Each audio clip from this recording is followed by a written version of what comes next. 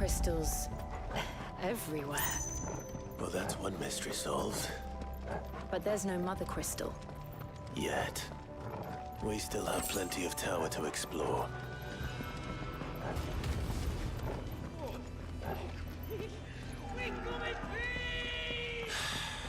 I know that voice.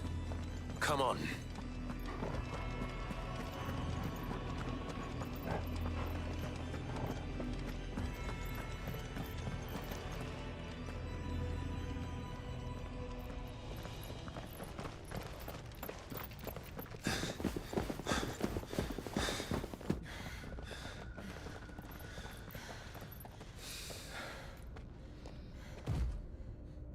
Well, look who it is.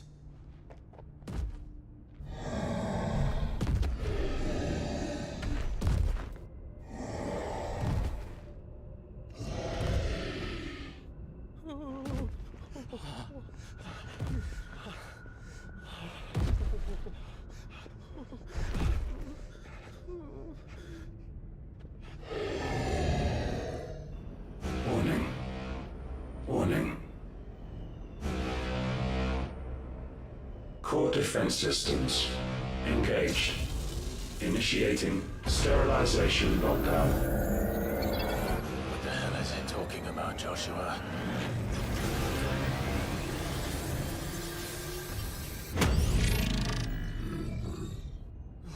Good things, lads. Good things.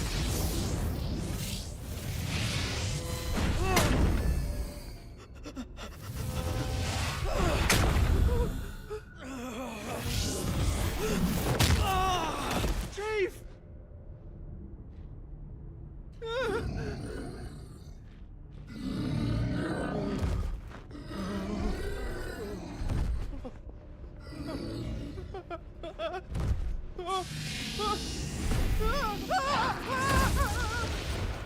Hey! Over here.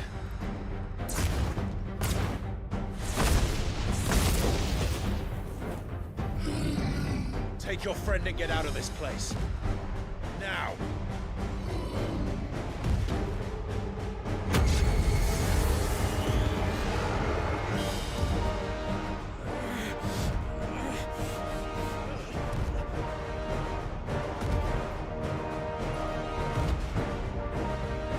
And while they run away, we do the fighting.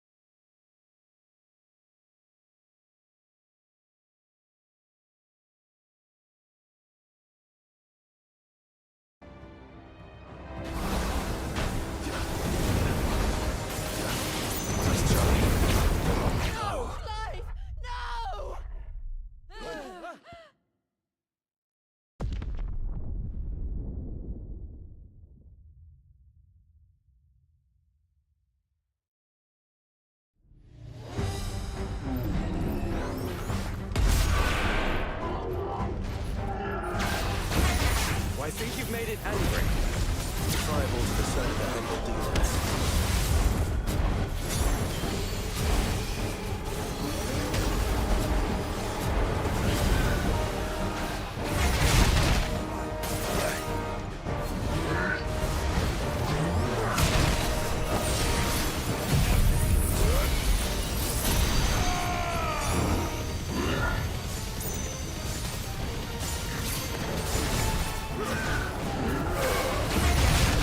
Not good.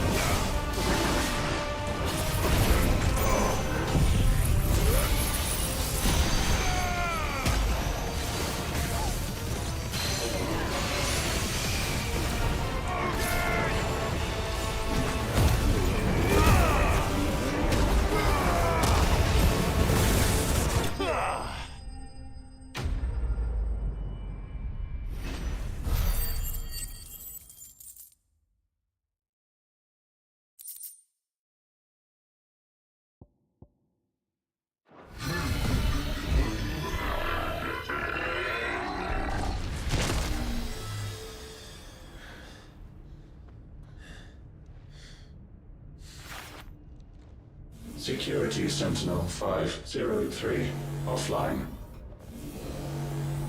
Initiating Emergency Core Relocation Protocol.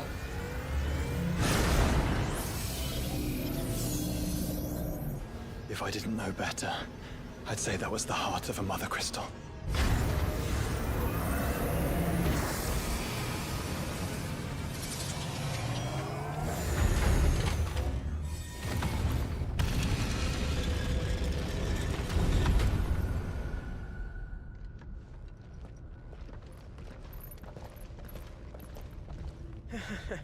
I knew that fallen thing was no match for you. Allow me to apologize for earlier. That was, ill-played. All born of a misunderstanding, though. Can we start again? We don't need your apologies. We need answers.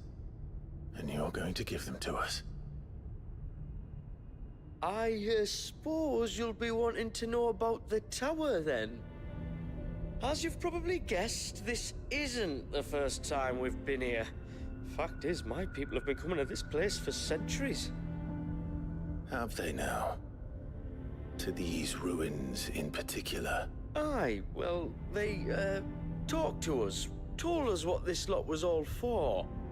And what is it for?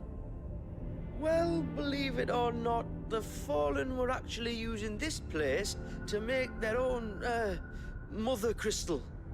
Though, despite years of searching, all we ever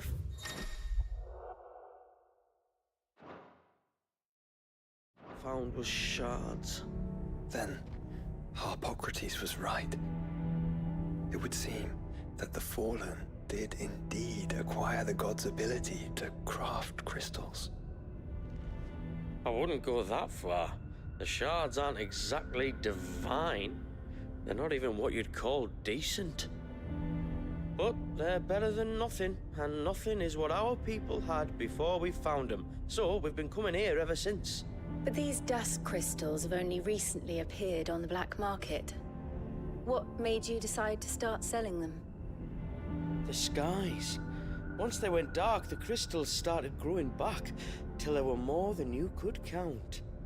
And with the mothers all cracked, anyone with anything that could muster so much as a spark had people queuing up to take their coin. Yes.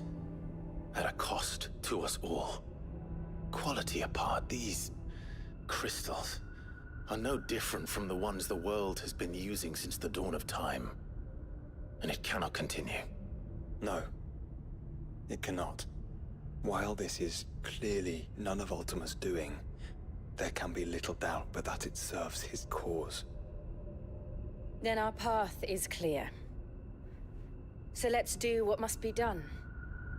Wait, you lot aren't thinking what I think you're thinking, are you? Oh, I think there's a good chance we are. But what about the tower's defenses?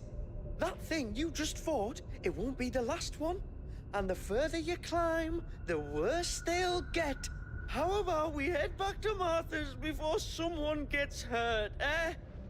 That is sound advice, which I suggest you take before someone gets hurt.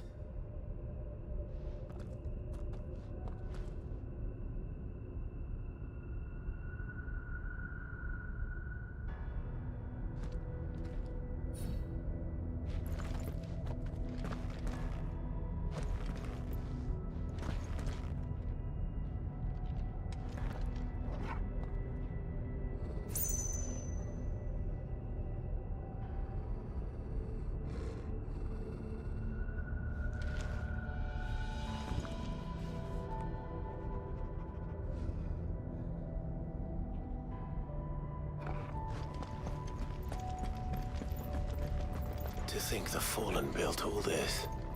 The knowledge they must have needed. Knowledge now lost.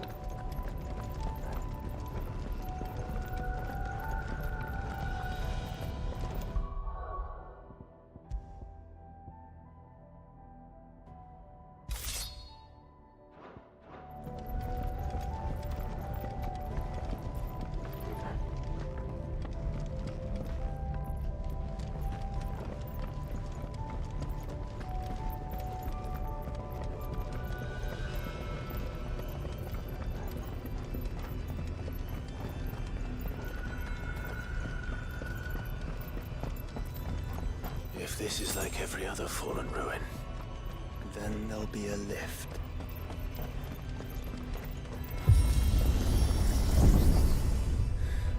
onward and upward.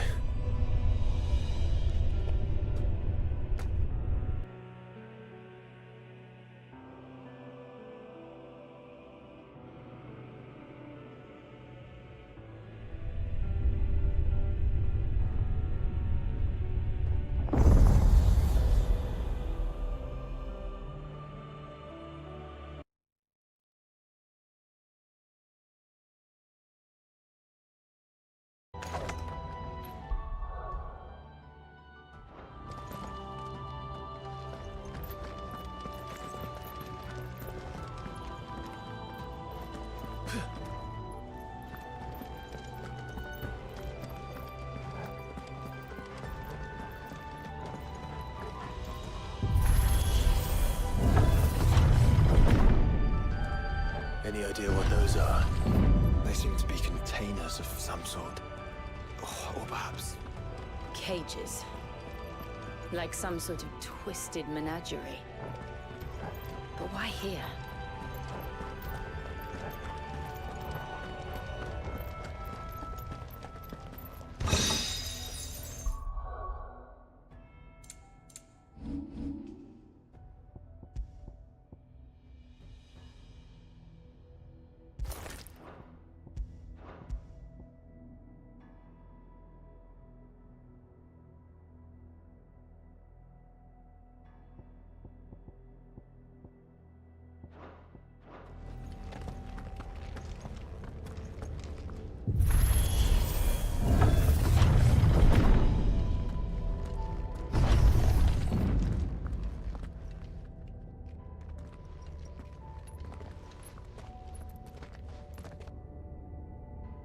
How many of these things are there?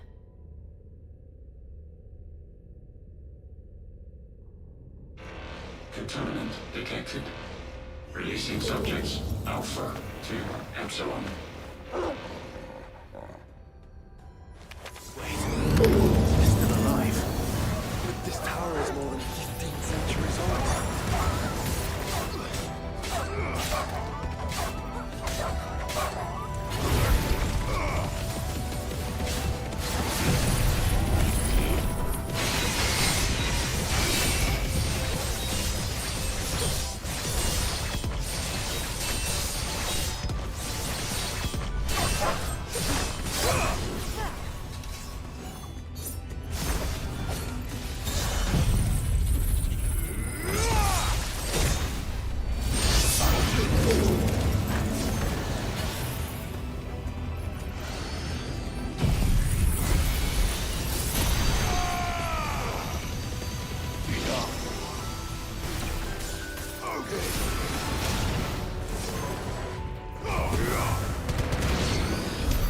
If they build this place to grow crystals, why imprison creatures here?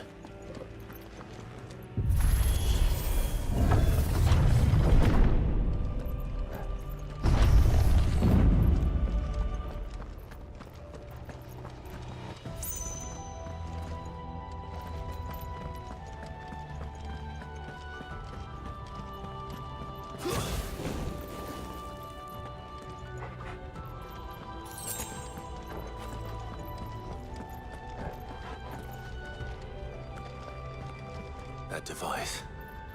It glows just like the doors.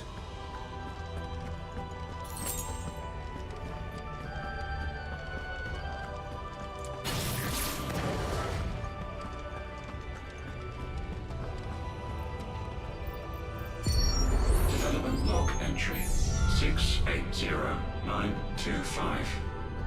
Mitogenic reactor trial successful. 23 units of grade 3C crystal produced. Moving forward, all seeds fabricated from inorganic material are to be replaced with lab-grown organic specimens. Organic specimens. So they were turning living creatures into crystals.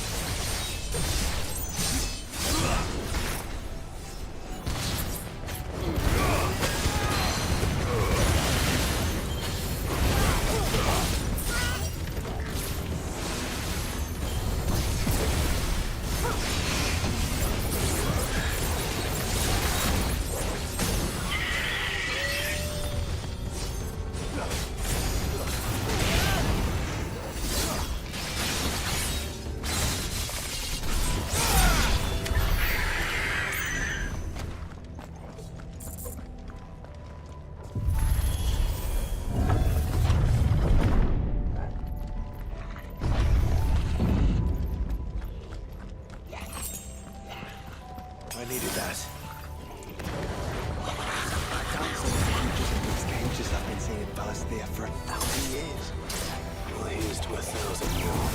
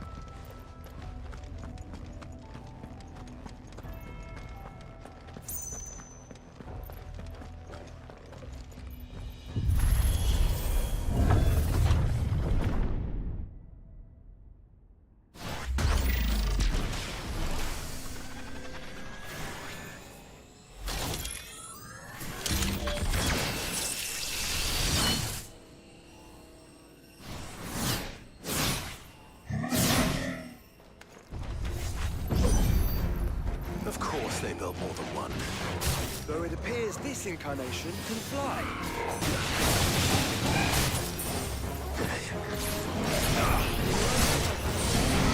Not good.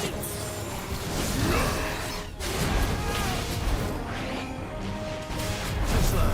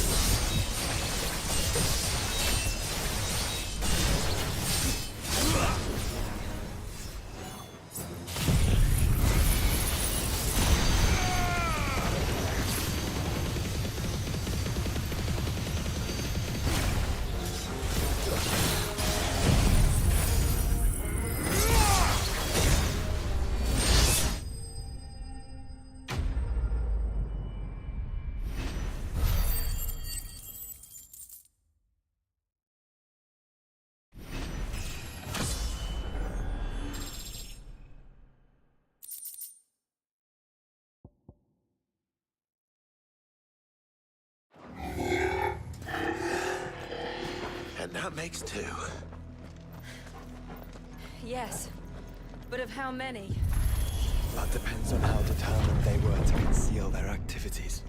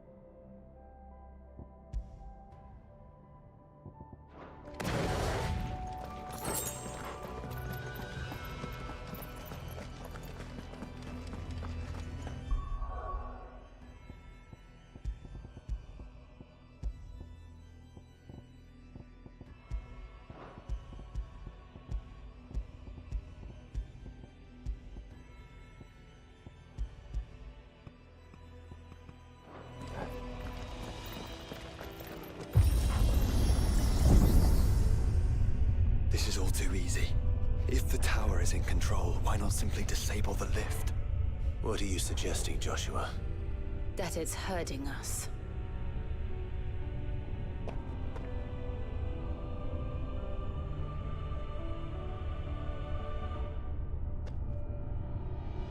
There's an entire fleet. I wonder if any are still capable of flight.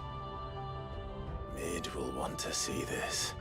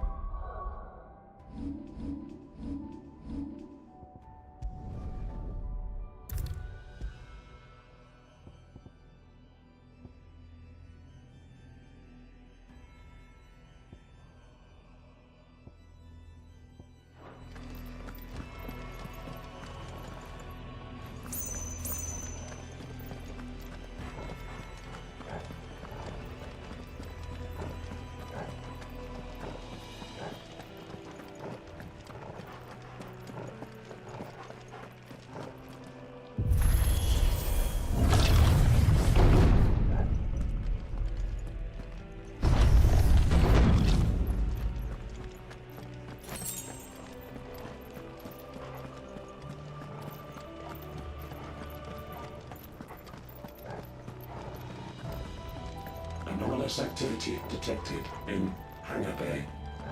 Mobilizing Aegis units.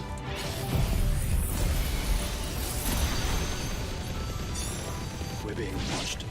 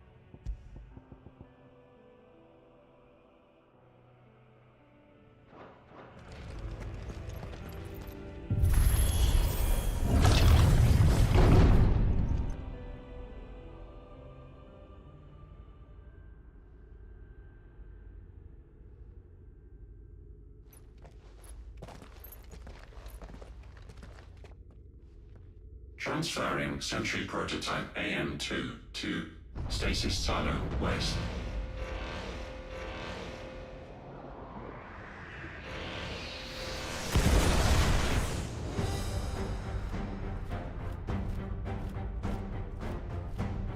We'll just have to hope those crystals it's sporting are as worthless as the others.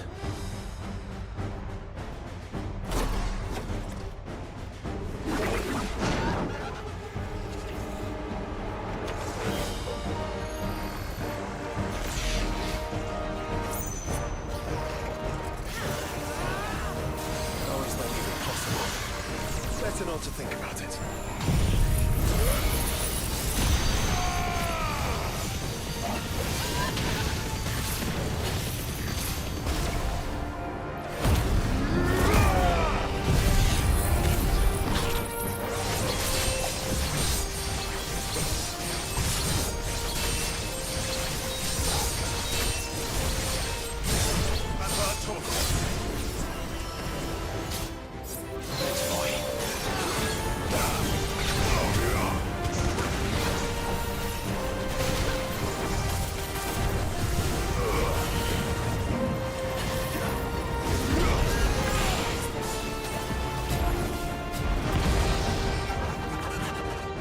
Follow the ether, Clive. Right.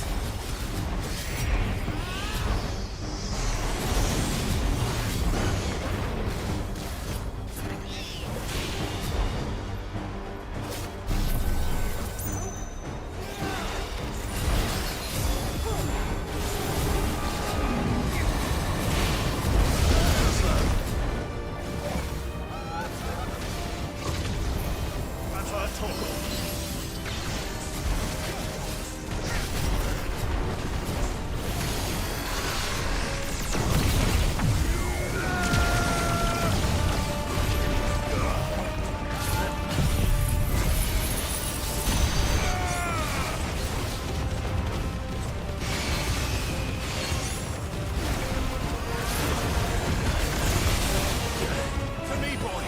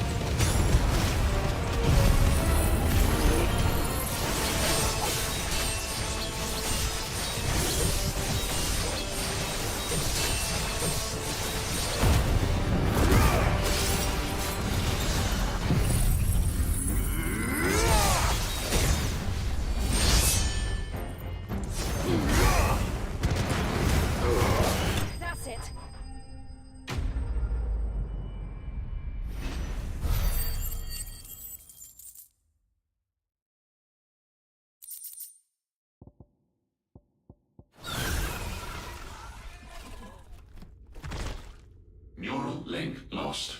Re-establishing connection. Imagine an entire war fought with these things. The quantity of ether required to animate them all would be unfathomable. No wonder they were trying to manufacture their own crystals. Unable to establish connection. Raising threat index. It seems we've made an impression. Perhaps the rest of the cages will open now. Don't tempt fate, Joshua. Forgive me, brother. They may not.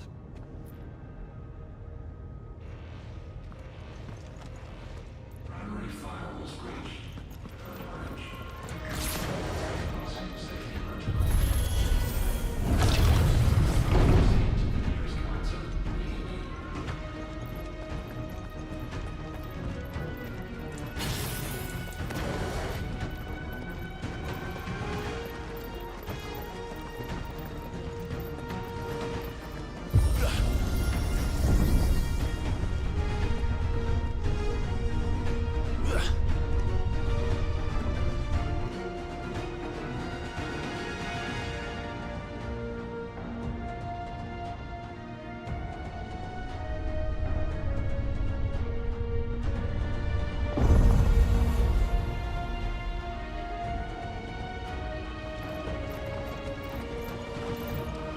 Is that living flesh?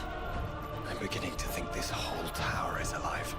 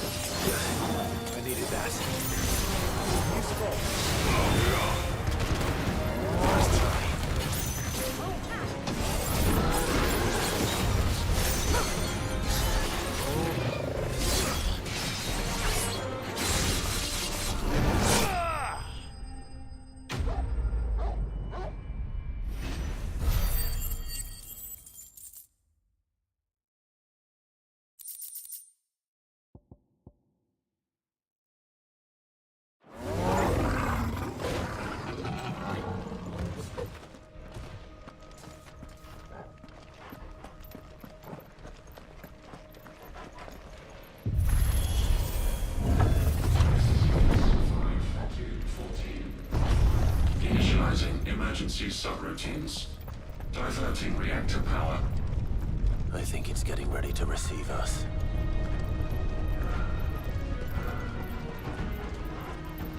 Ah, there's another one of those devices.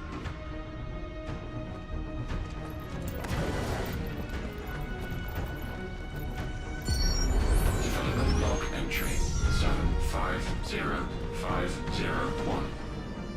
Average improvement of crystal resilience 492% when biological core exhibits high ethereal congruity. Specimens with a congruity rating of 7 or below are to be sent to B level for military repurposing.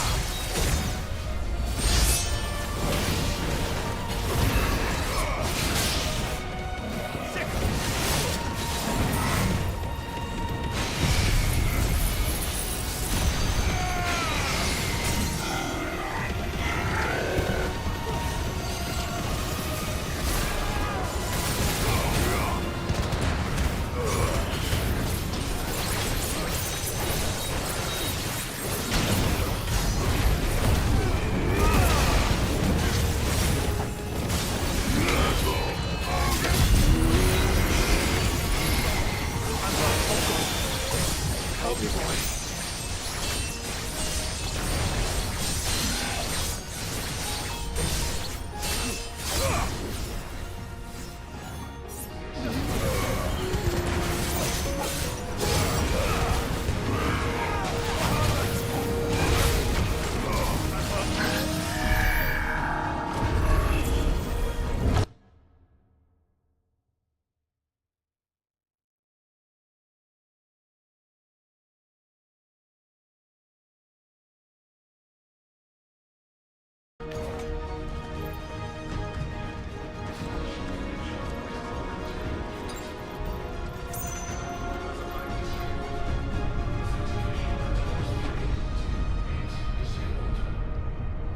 Internal pressure approaching maximum threshold.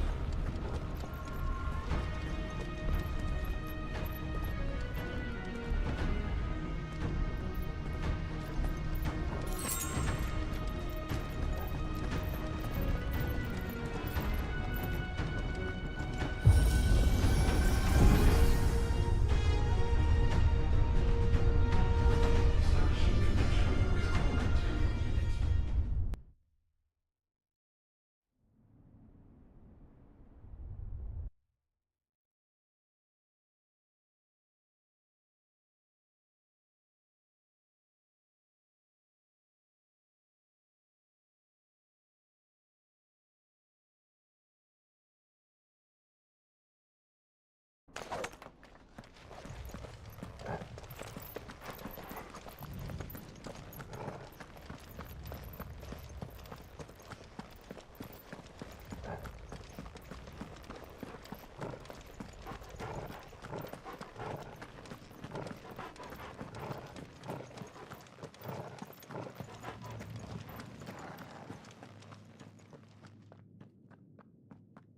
Unauthorized entry detected. Primary core firewalls activated. Initializing iconoclastic defense system Omega-1. What the hell is an iconoclastic defense system? I've a feeling we're about to find out. And that we will not like the answer.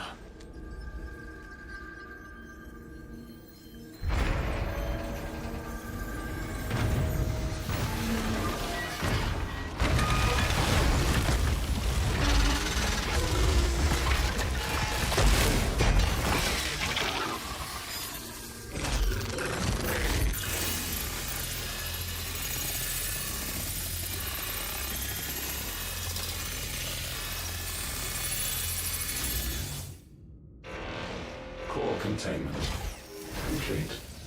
Authorizing environmental sterilization protocol. Well, at least we know where it is this time. Quite. And if we want it...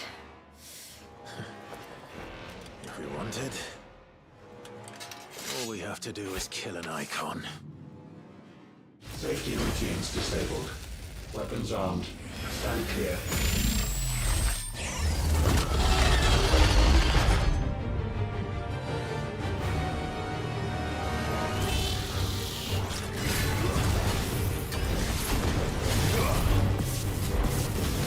Nice try. Oh, good. Nice try.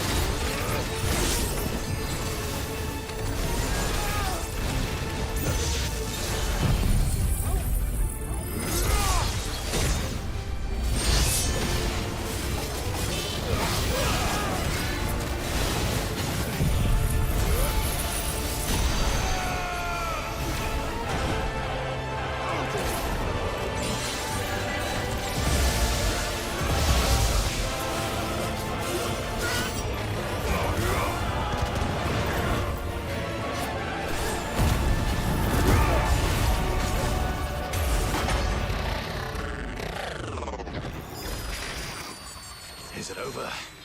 Please tell me it's over. Data assessment complete. Recalculating threat level. Weapon routines authorized. Rerouting core power to Omega 1.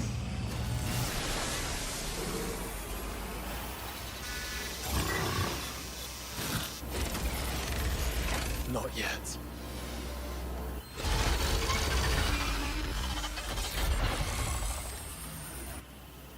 And what makes you say that?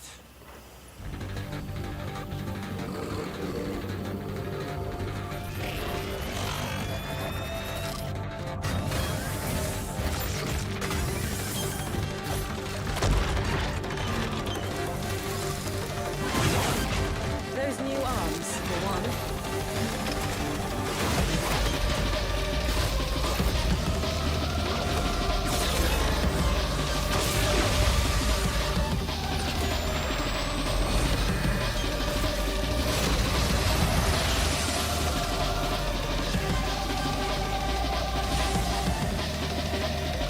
All right.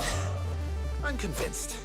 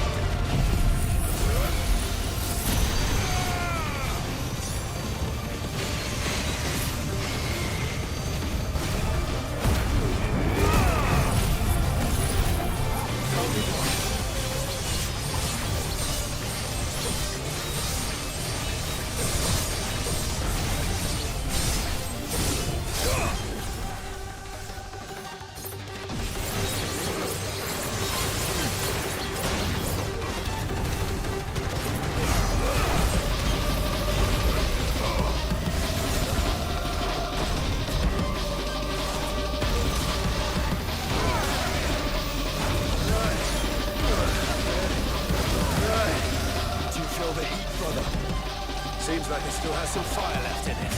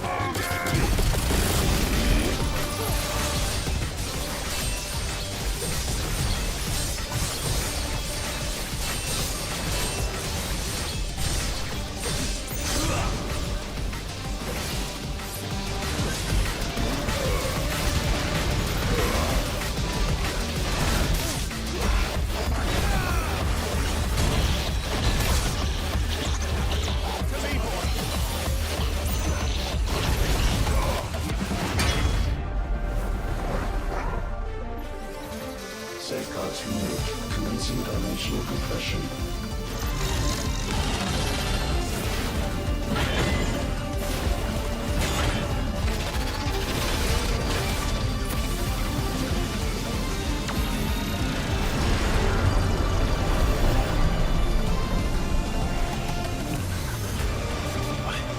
Why can't I? Because it's constricting all of creation. Well then. We'd better kill it quick.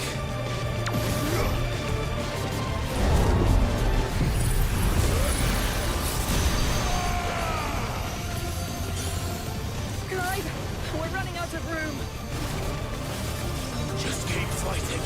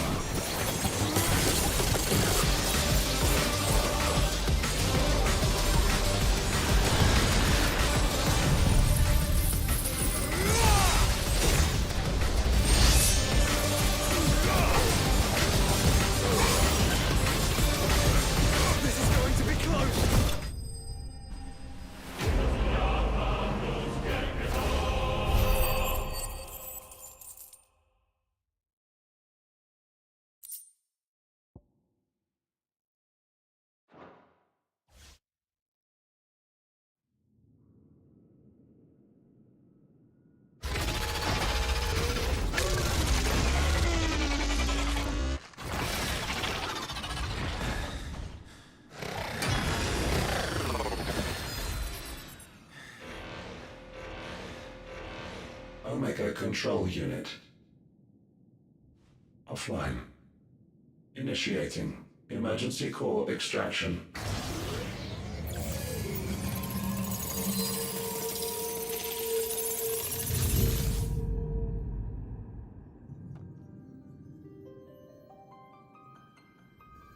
Would you care to do the honors, Clive? Gladly.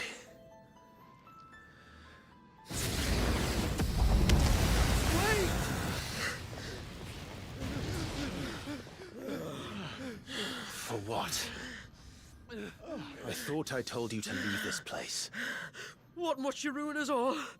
I cannot let you do that. We need these crystals. They're all we have. And just who is this we? We are of an ancient tribe, one of the first to lose its lands to the Blight. For countless years, we were forced to roam the Twins. A nation without a Mother Crystal, a people without a blessing. So we found our own. The Dusk Crystals provide us a means to survive. Yes, but at what cost?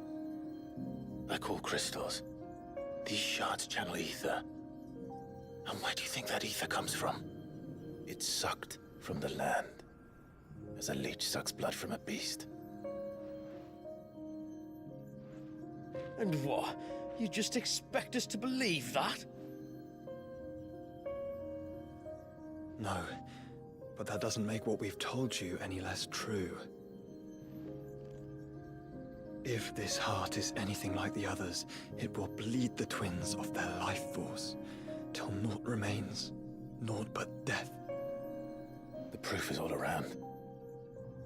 What do you think robbed your people of their home in the first place? We are trying to stop that from happening again. And this is the only way. Fuck me. You're Sid. You saw what happened after the Empire lost Drake's head. What do you suppose they will do when they find out, as they surely will, that there is another heart hidden right here under their noses? Your people's need will count for naught.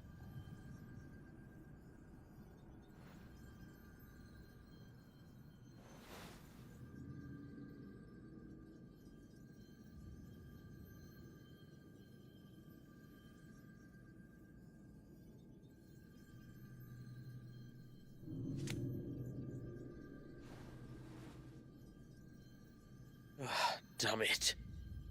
It doesn't look like we have much of a choice. But you said you didn't believe him, Chief.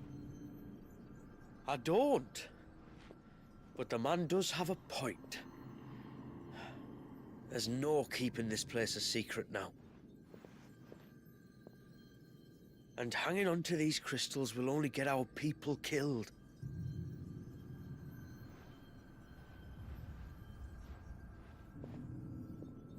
Have it your way then.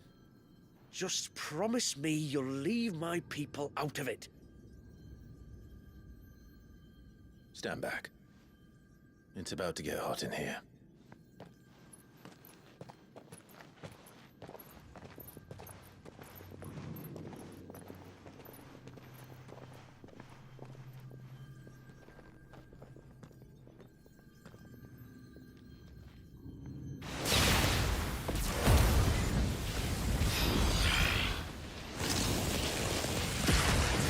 Surge detected.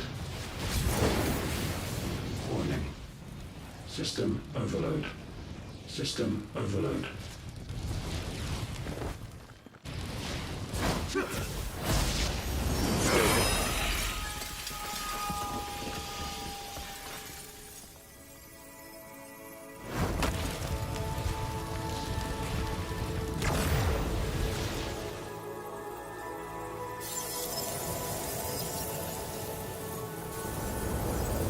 Error. Core not found. System failure imminent. System failure.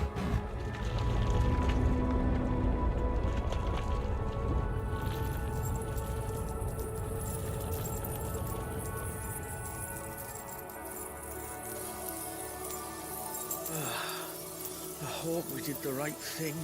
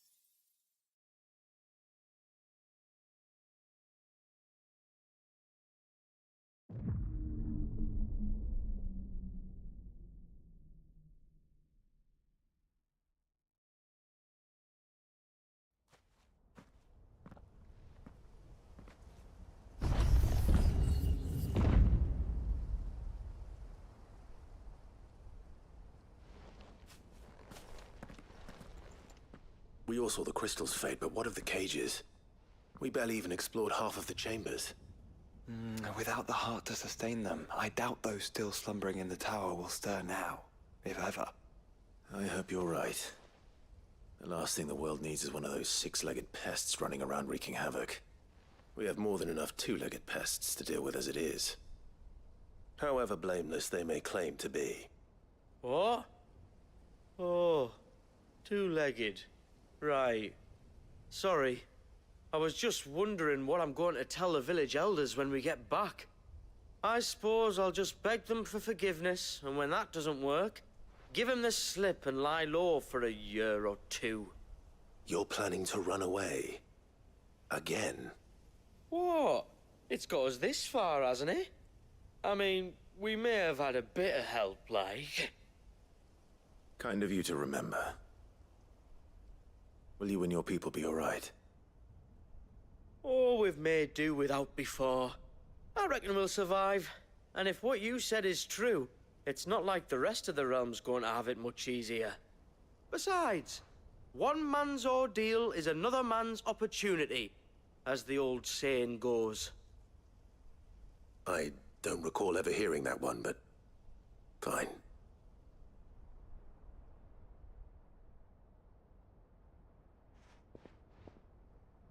Now, if you don't mind, we've got places to be. We do? I mean, we do. Thanks for everything. I said, we've got places to be.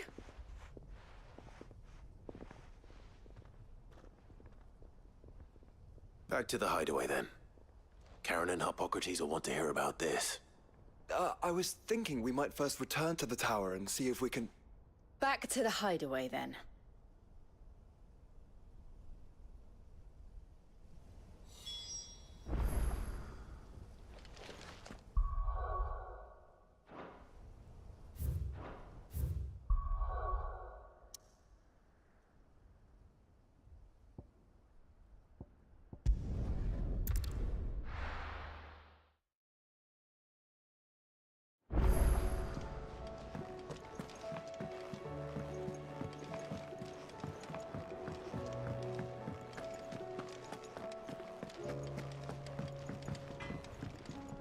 What do I owe the honor? So, what'll it be? No scratches, all right?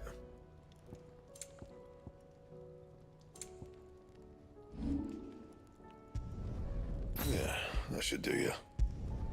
You can thank me later. Yeah, that should do you. You can thank me later. First the skies, then the crystal. What next? Back, are ya? So? Did you find out where the dust crystals were coming from, or what? It's, a long story. And perhaps one better told in the shelves.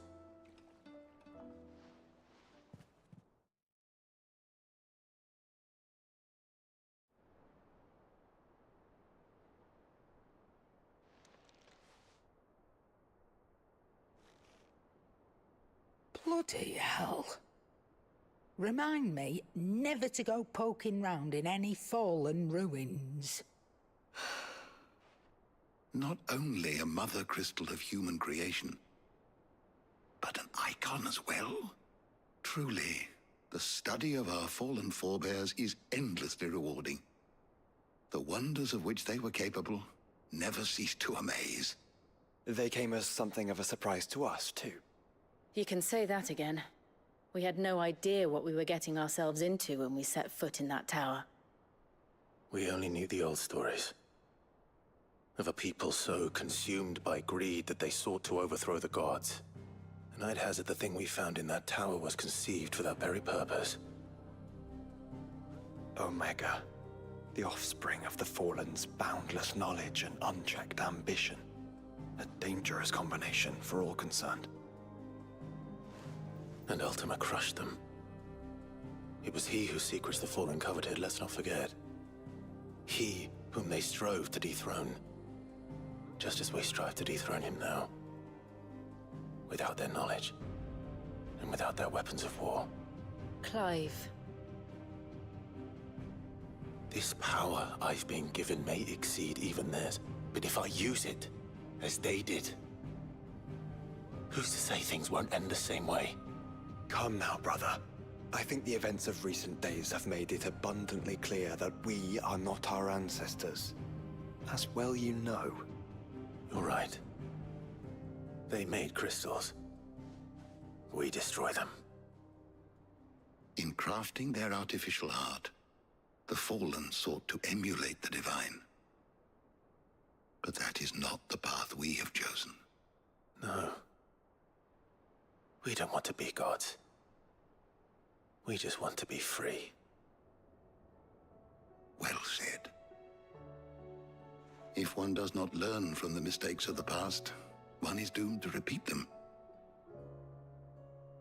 And so, I mean to write down everything you've told me to the very last detail, that those who come after might learn from our travails, and perhaps, just perhaps, forge a brighter future for our descendants.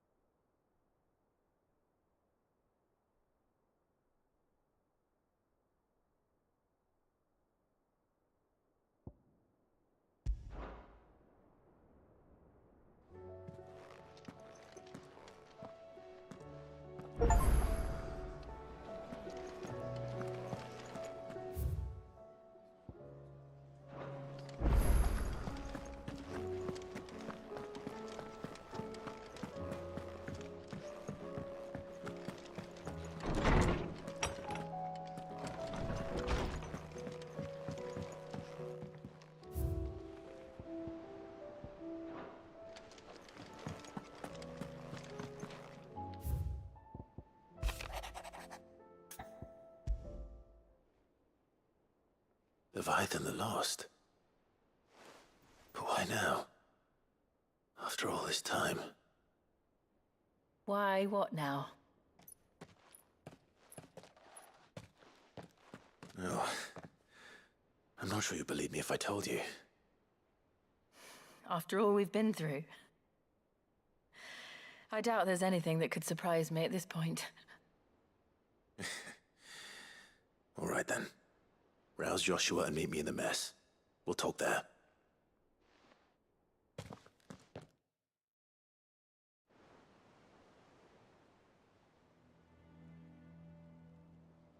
I see we're all here.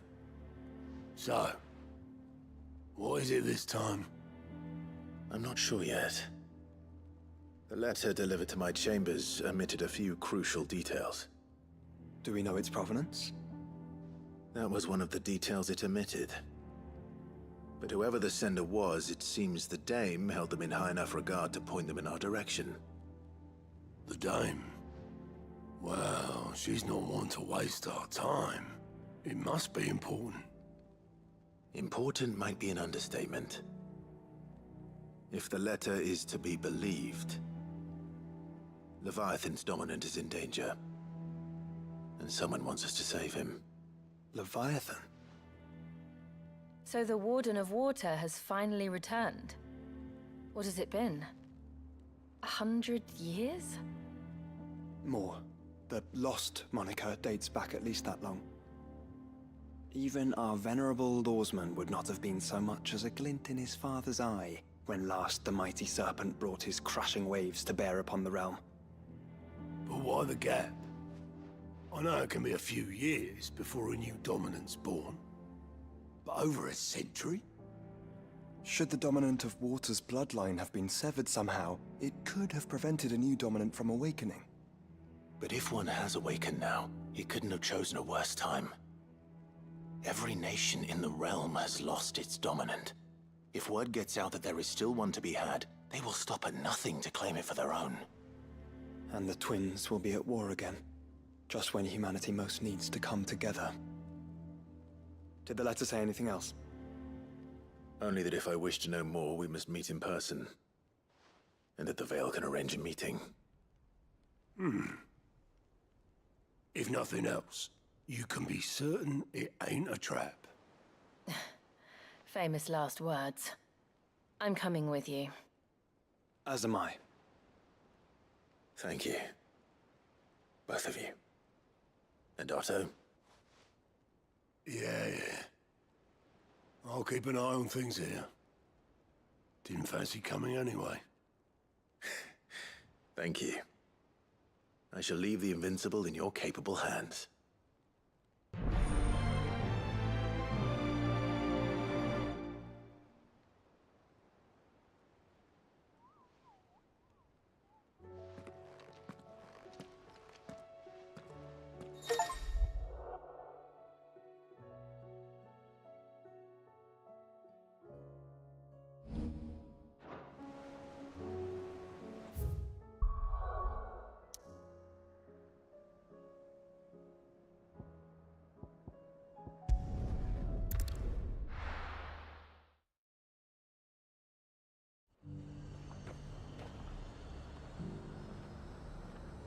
The garrison said they take another 100 in the pitch box. To the Veil it is, then.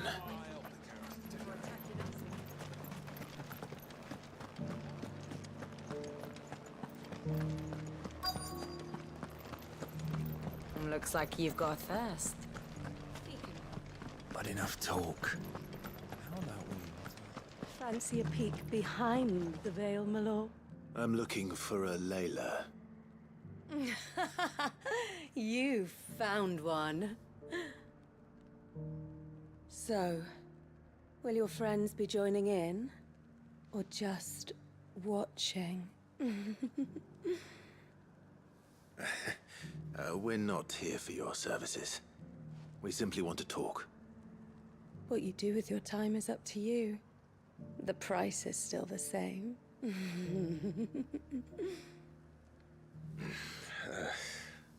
We're here about the letter.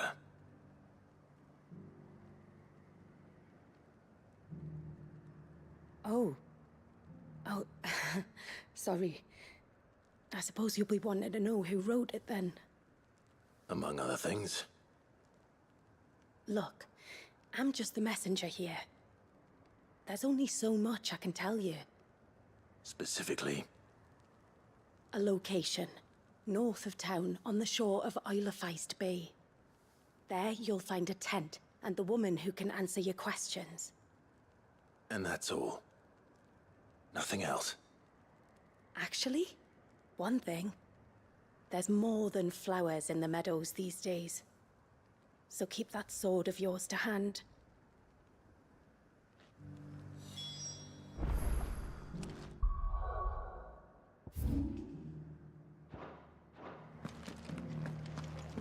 Does anyone else think it strange that this woman should prefer to keep to the outskirts of town? Not if she realizes the value of the information she's party to. And the danger it puts her in.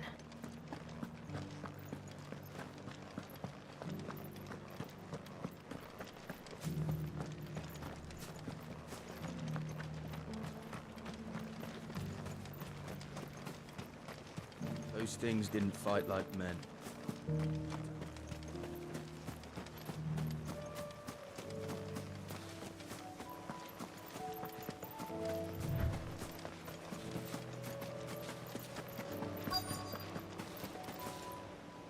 The tent is where Layla said it would be.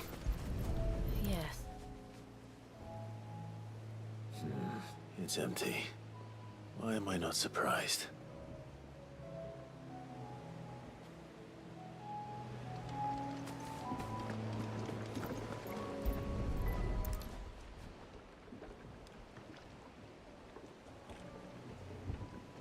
The boat. No prizes for guessing who that belongs to.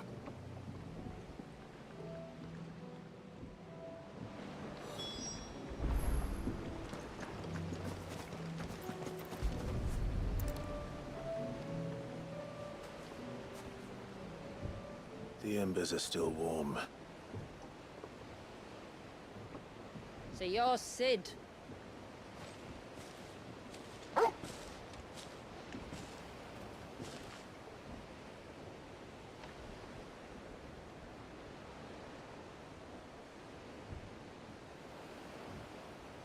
I suppose I must be. Which means you have me at a disadvantage. Apologies. I am Shula, tributary of Mysidia, final haven of the Motes of Water. The Motes of Water. The very tribe into which it was believed Leviathan's dominant was born. A people notable for their sapphire eyes and ivory hair. Yes, that would be impossible, since the tribe famously... Vanished. Was exterminated. Despite the best efforts of both church and state, we are still very much alive. Though we've managed to keep that fact hidden from good Krieger's faithful for over a century. Along with Leviathan's dominant.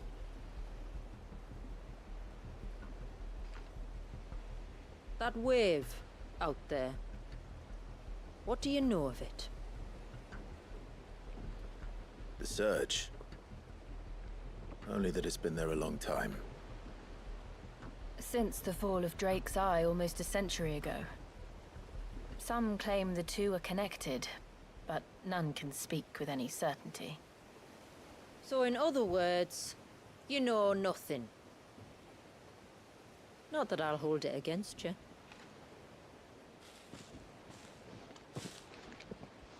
The wave was raised by Leviathan in an act of rage. Moments before the waters were stayed, and the Icon and its dominant bound within. And you want us to... Rescue him. Yes. You see, a little bird told me about a certain outlaw with a singular knack for putting unruly dominants in their place. And ours is about as unruly as they get. For years, we've searched for someone who could hold their own against an Icon. Someone just like you. So what do you say? Will you help us? What exactly did your dominant do to warrant this punishment? What did he do?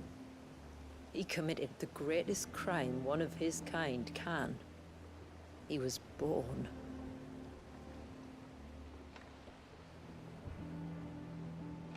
But he deserves a better fate than the one my people forced upon him.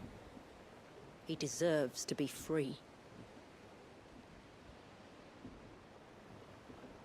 As do we all. Very well. Far-fetched though your tale may seem, something tells me you speak in earnest. So we will do what we can for your dominant. But first, you will tell us everything you know about him and the means of his imprisonment. I can do better than that. I can show you. Care to take a trip across the bay? My people await you there. Lead the way.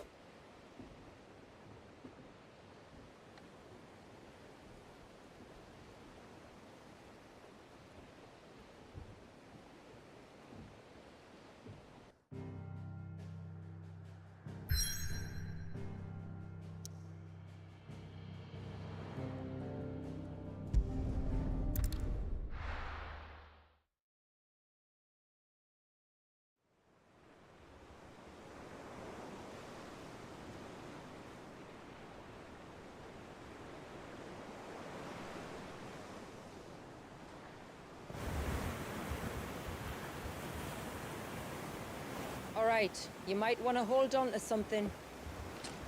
We're coming up on the wall, and passing through can take a bit of getting used to. I don't see any wall. Of course you don't. That's the point. It's a glamour woven by our ancestors to keep our village hidden from prying eyes. But don't take my word for it. Watch.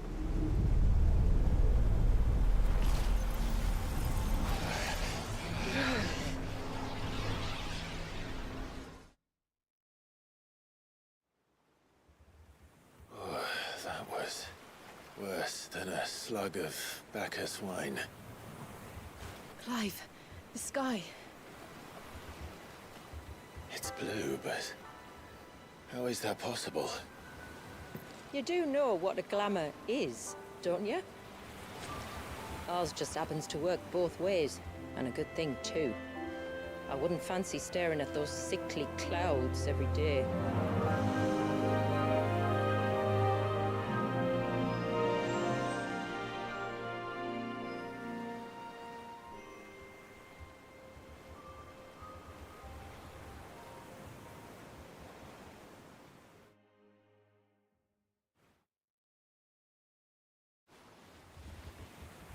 And that concludes our little voyage.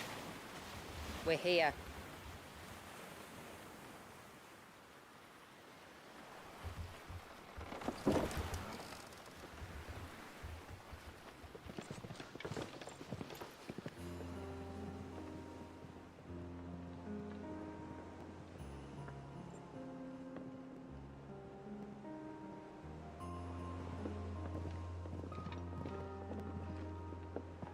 It's a long slog to the village, and a hard one. I hope you're up for a climb.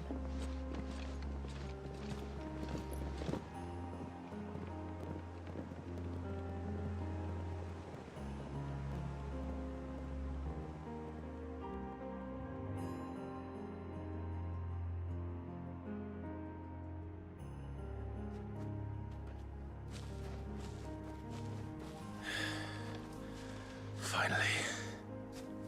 What? You didn't think we'd arrived, did you? The village isn't up here. It's on the other side of the mountain. Of course it is.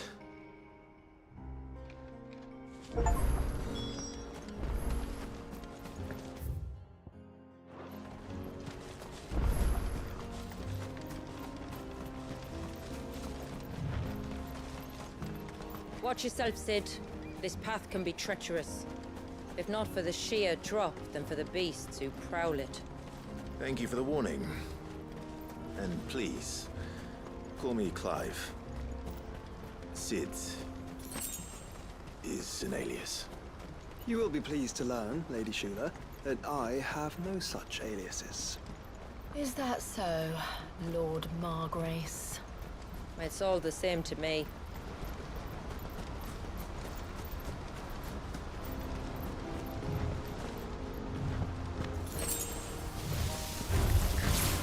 I was wondering when they'd become our scent. Stand back. We'll handle this. Oh, will you now? Shall I keep keep my axe and spells to myself.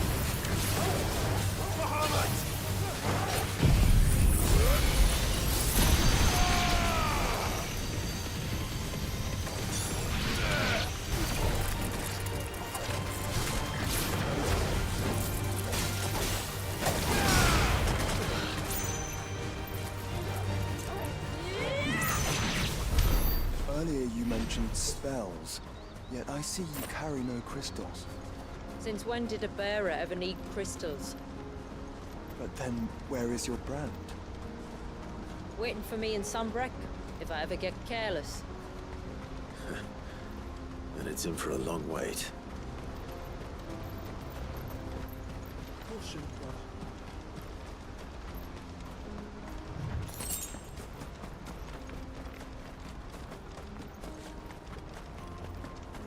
We're almost at the summit. From there, you'll have a better view of our home.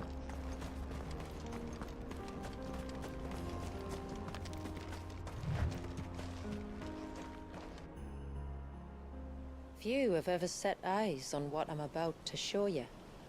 Just so you know. This is not what I expected. Welcome, my friends, to Mysidia.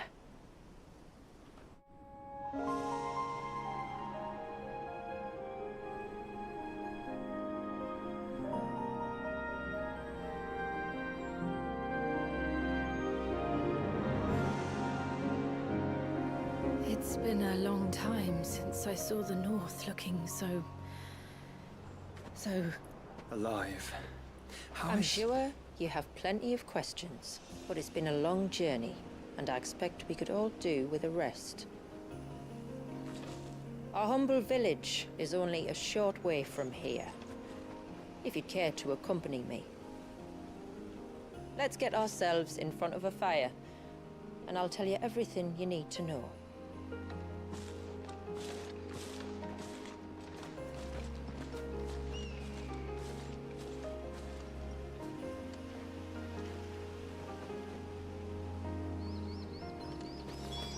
It's beautiful, Shula. And we aim to keep it that way.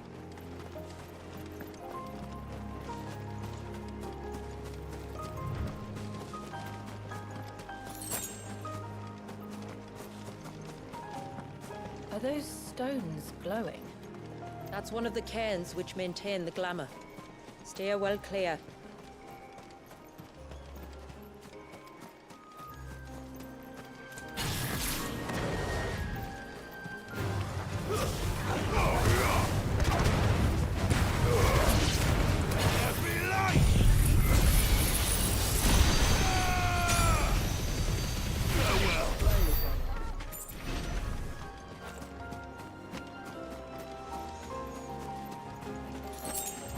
If the surge was an act of rage, One wonders what prompted it.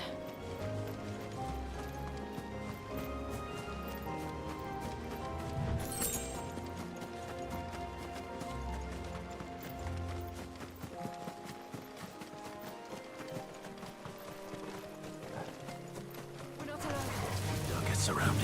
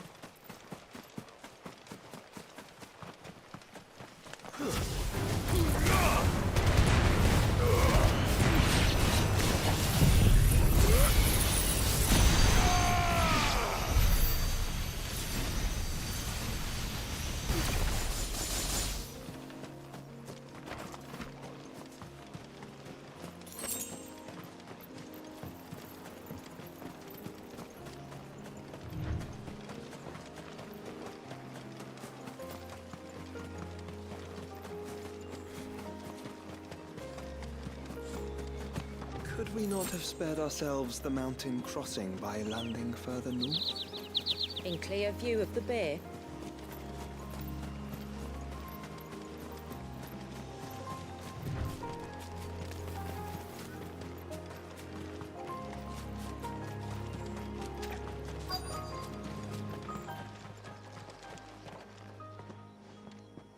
On evening tides. Does morning's light return? Open the gates! The tributary is home!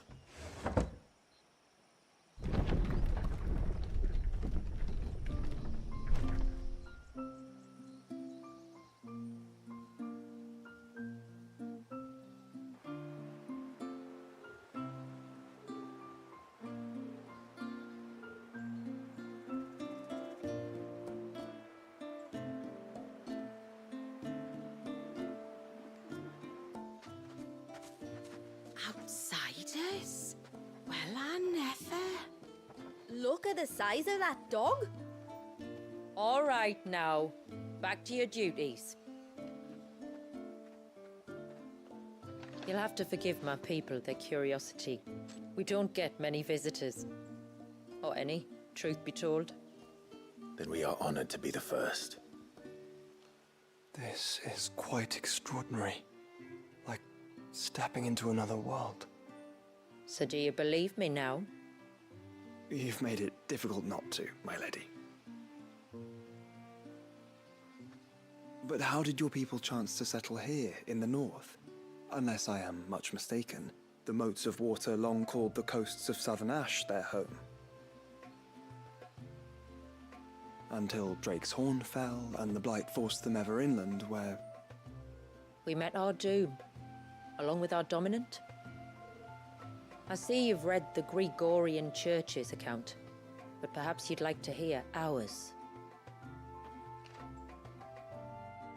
That building over there is the Witten Hall.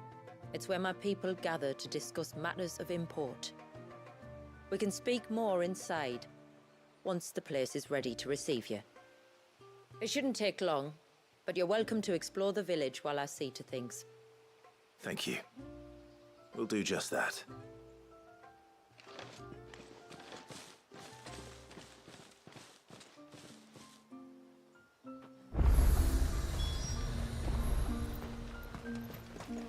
That'll be them then.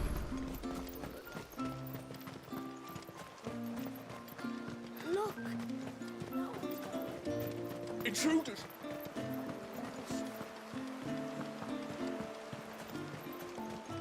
Oh, do you think he bites?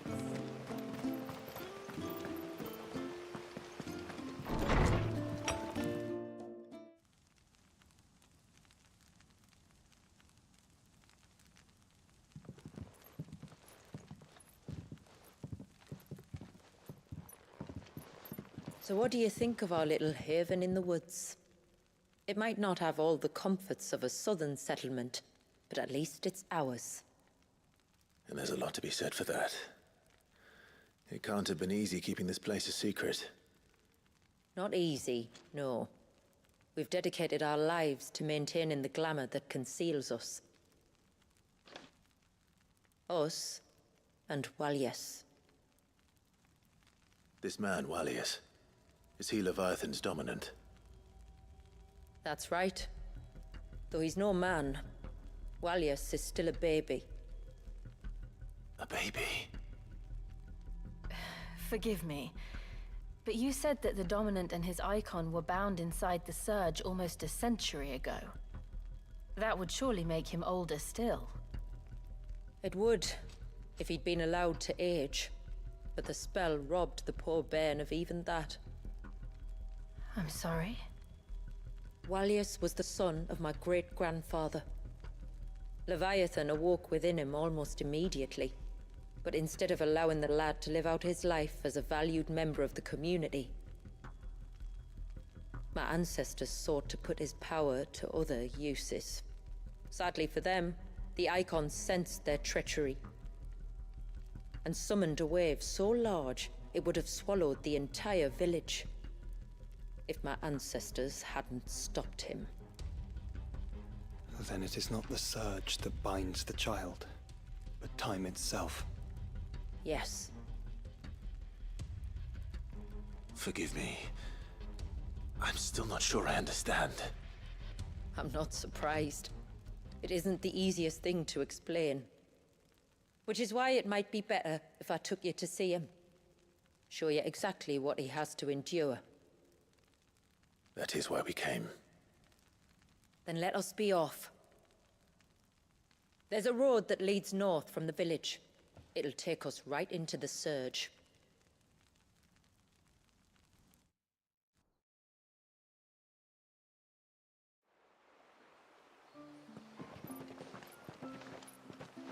Are you bound for the Wave, tributary? We are, Delina. Have you spread the word about our guests? I have. Everyone knows to treat them as family. You shouldn't have any trouble now, but just in case, I would have you accept this symbol of our people.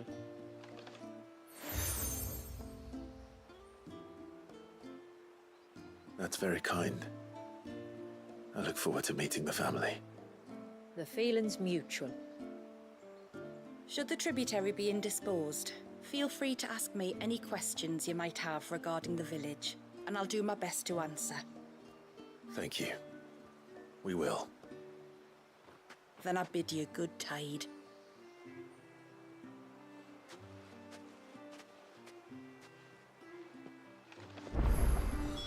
Our storehouse lies across the bridge. If you're short of supplies, you may find what you need there. Though we will have to ask you for recompense, poor as we are.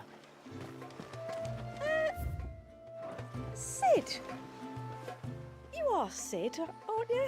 The man the tributary told us about? I wonder if you could help me. With what exactly? Oh, nothing too troublesome. Do you know my husband, Pavat? He's the village smith, among other things. Anyway, his name day's not far off, and I wanted to make a gift for him. He's a craftsman, you see, and he's been fretting about running low on the flowers he uses for dye making, so I wondered if you might collect some for me and give them to him. Would this gift not be better coming from you? Perhaps, but it can't, for reasons I can't go into. Please, I know it sounds daft, but I'd be ever so grateful.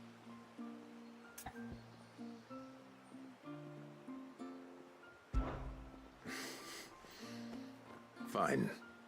Which flowers does your husband need? The sweet little blue ones that grow around the fount. Elder's blessings, they're called. We use them to dye our fabrics so we always feel close to water like they are. You don't need to go to the trouble of picking them yourself, though. Just speak to the field hands and ask them to share their harvest with you. 2 basketfuls should be enough for my husband to be getting on with. 2 basketfuls it is.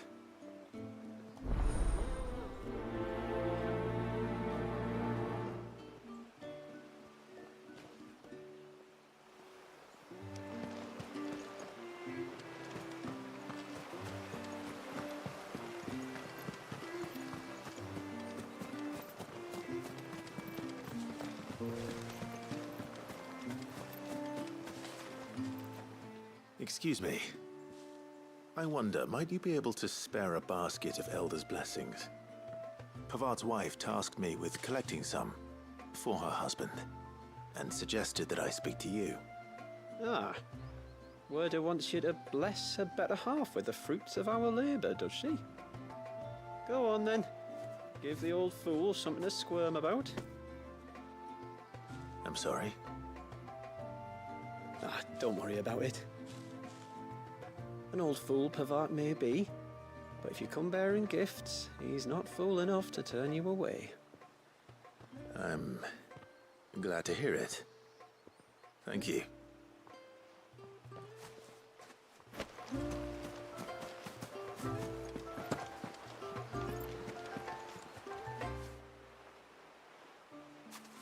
Ah, welcome to Haven, friend. Thank you. Forgive my presumptuousness, but the smith's wife has asked me to make her husband a present of some elder's blessings. 2 basketfuls, to be precise. Well, I have one, if that's any help. It is. I'm much obliged. They really are beautiful. Aren't they just? Though that's not the only reason they have a special place in our hearts. Legend has it that when our people fled from Ash, the tributary of the Tyne took some seeds with them. And as they wandered high and low across the Twins, he'd plant them wherever they stopped for water. Every elder since has done the same. So when we finally put down roots here in Mysidia, the flowers did too.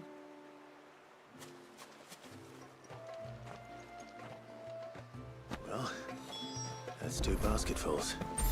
Time to visit Pavat.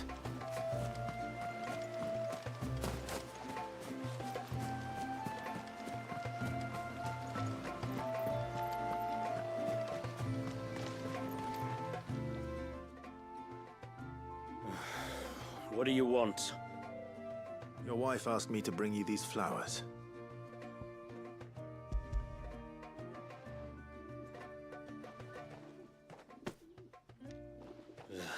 That woman. Come out. I know you're there. Who? Me?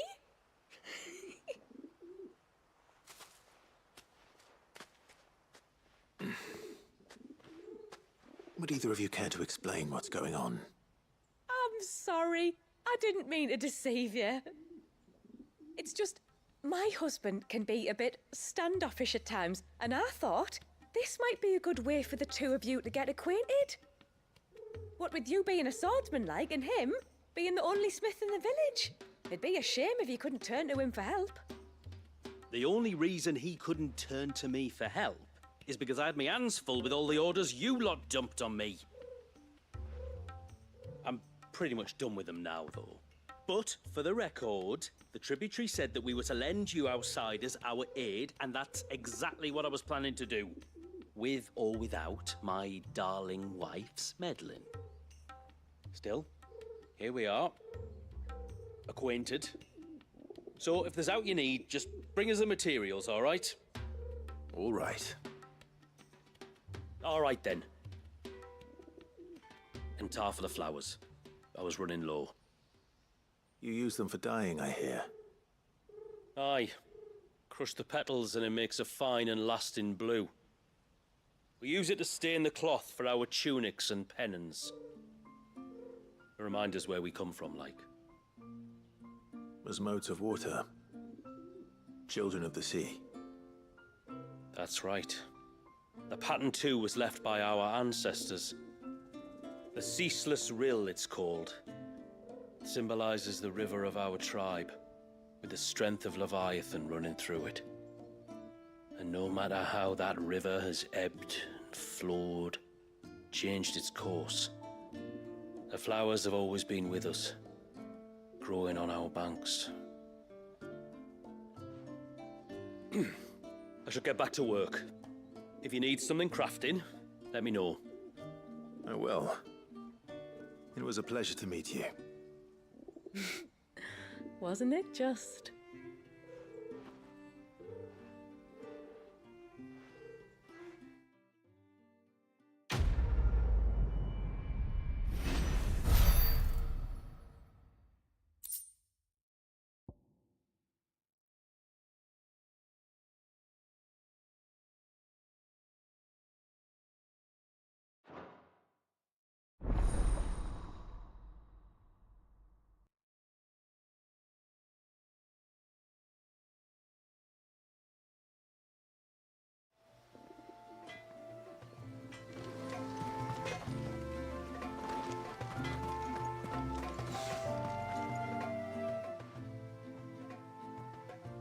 have her hide when she gets back.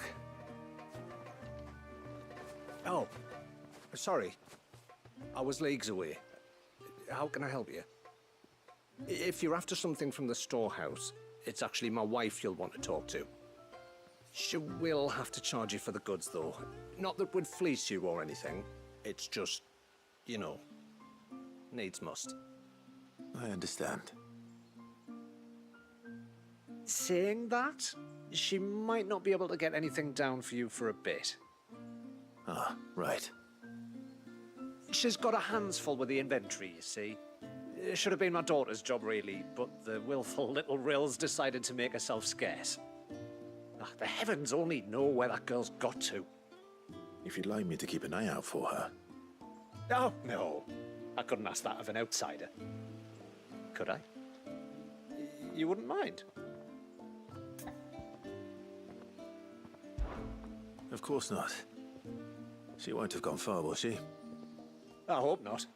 But I've scoured the entire village for her and come up empty-handed. Can't help thinking she might have gone on another one of her little adventures. Ah, a free spirit, is she? Aye, that she is. Can't get her to sit still, especially once you heard you lot were on your way. Outsiders! You should have seen her little eyes light up. Oh, if she wanted to watch you arrive, she'd have made for the low gate where you first came in. The guard there might have spotted her. Maybe you could ask him. Ruka, her name is. All right. I'll let you know if I find her. Try not to worry.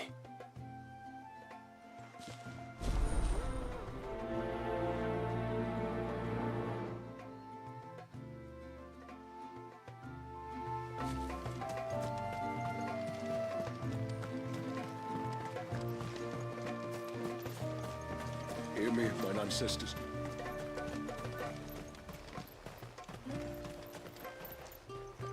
Excuse me. You haven't seen the storekeeper's daughter, have you? Little Ruka? I have, as it happens. She went out through the gate not long ago. Out of the village? Alone? Aye, she does it all the time. There's a path off to the left which leads down to the river. Nice little spot, that. And safe as you like. The beasts of the mountain don't dare come so close to the village. That's where she'll be. Go and have a look if you don't believe me. I will.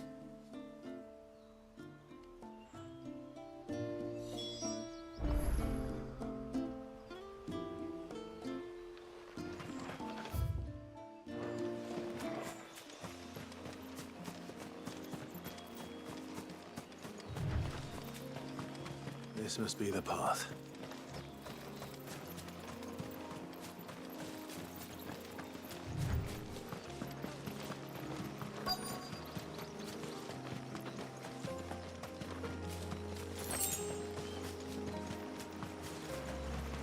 They're not here either.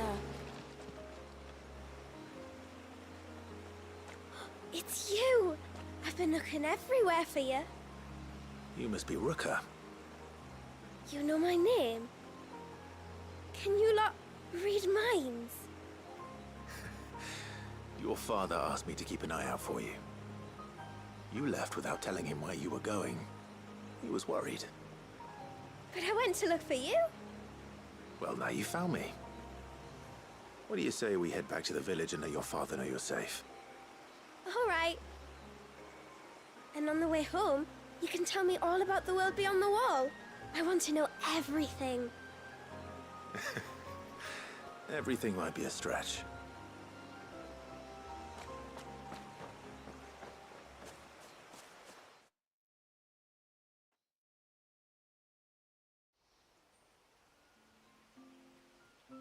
Thank you for bringing her home.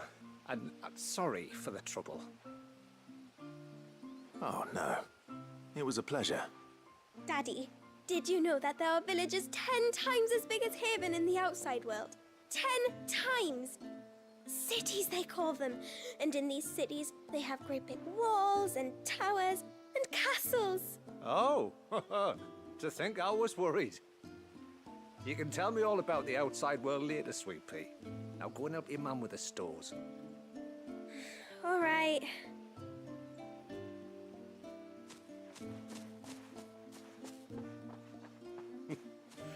Thanks for putting up with her questions. She, has a lot of them.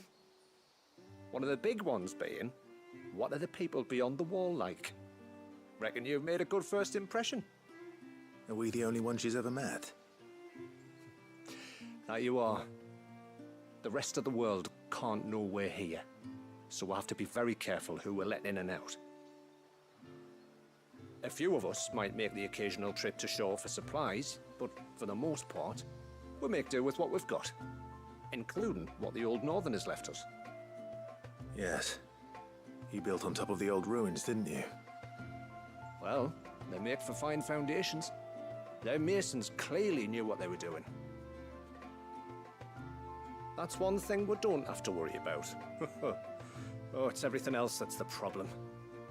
Medicines, metals for tool making, anything like that.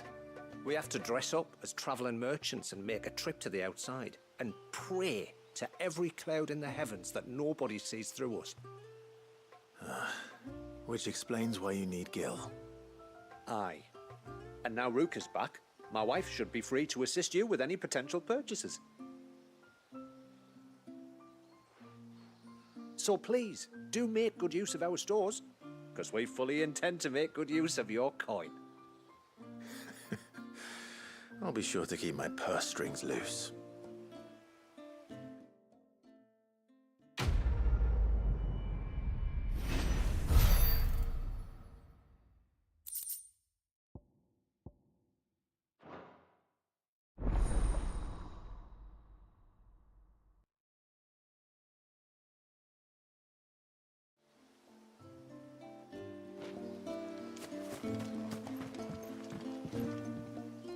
Thanks for bringing me daughter back. Anyway, this is all we have.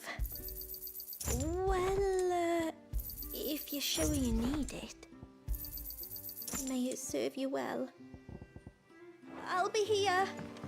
What do you think the tributary season was outside?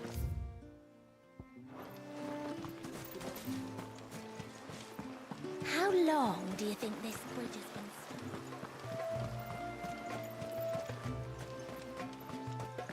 Suddenly, there were curs everywhere I looked.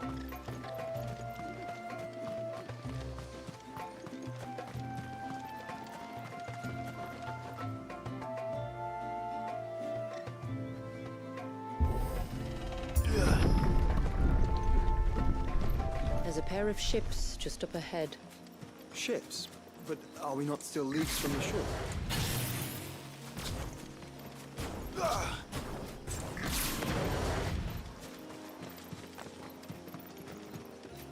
I doubt she could even reach me here.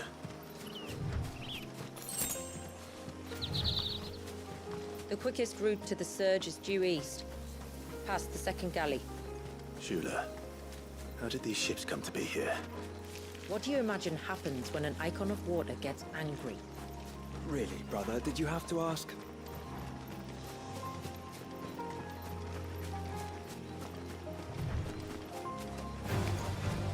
Tonberries. The foul creatures consumed by their hatred for everyone and everything. Everything save sharp knives, it seems.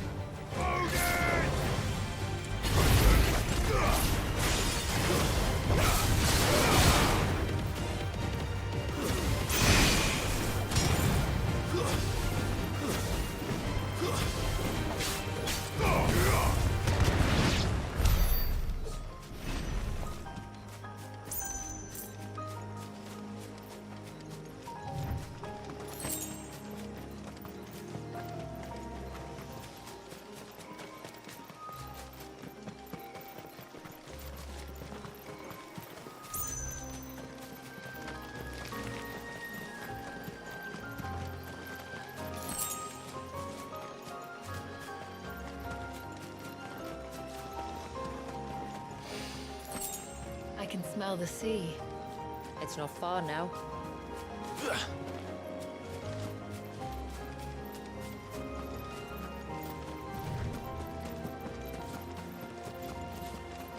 How will we reach the surge? We'll follow the coastline north. There's a bridge that'll take us across to the cape.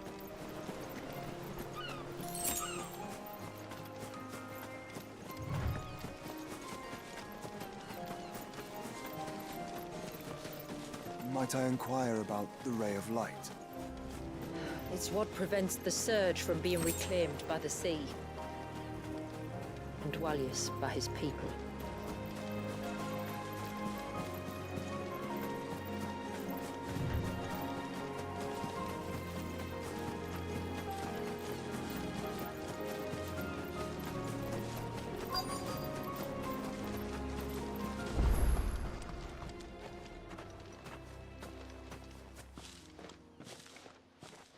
You said before that the child is bound within the Surge.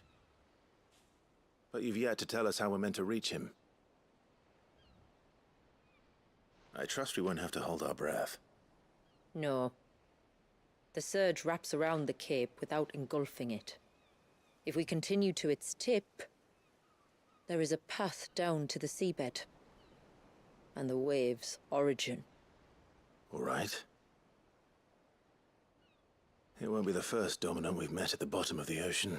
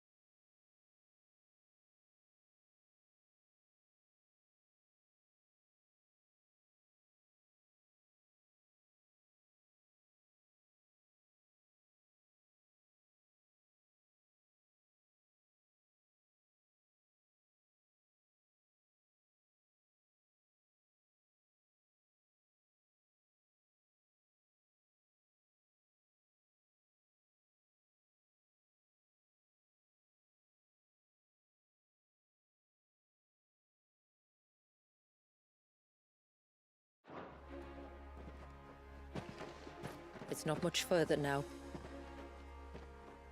The path seems well kept. Do you and the villagers often come this way? Only me. Once every new moon without fail. It is my duty both as village elder and Dwalius's descendant. But surely no one blames you for what happened. Why should you bear the responsibility alone? You misunderstand. I do it because I want to. To show him that he isn't alone, and that there are still some of us who would see an end to his suffering. Suffering you will soon witness with your own eyes.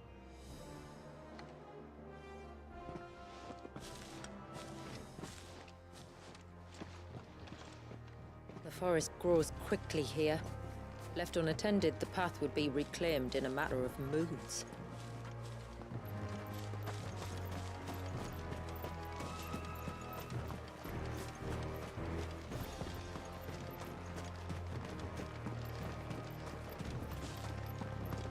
Does the light point the way to the child?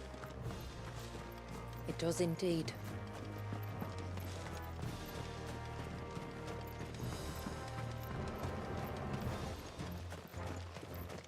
Look at all the droplets of water suspended in midair. Where they have remained untouched by time for 80 summers. It's not right. No, it's not.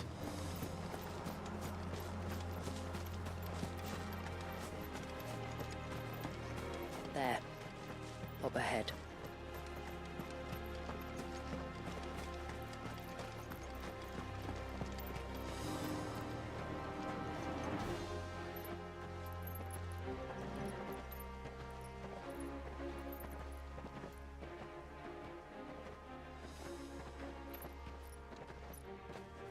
Down in the center. Follow me.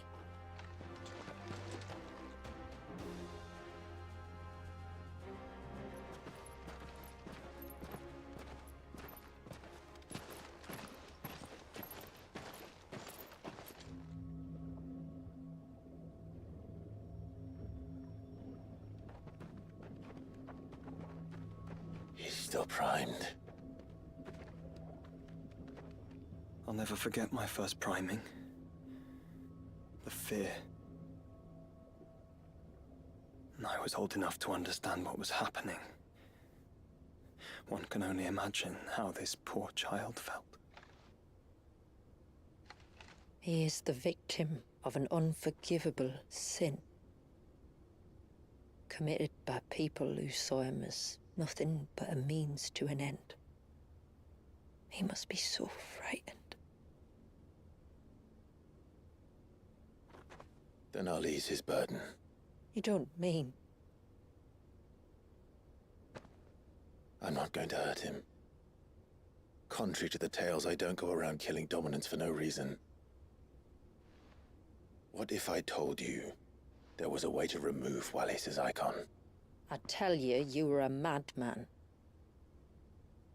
It's hard to believe, I know. But it can be done.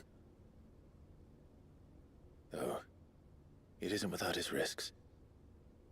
Part of the icon remains no matter what. So, it might still come to violence. I don't know.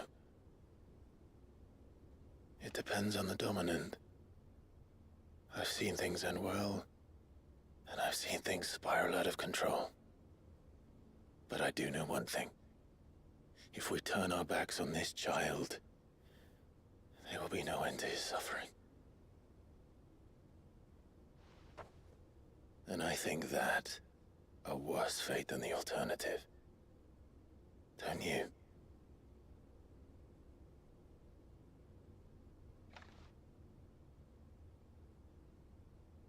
Very well. Do what you must. And whatever happens, I will own the consequences.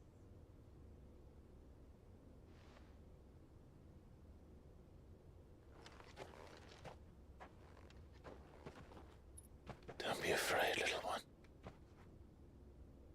Let me bear the weight.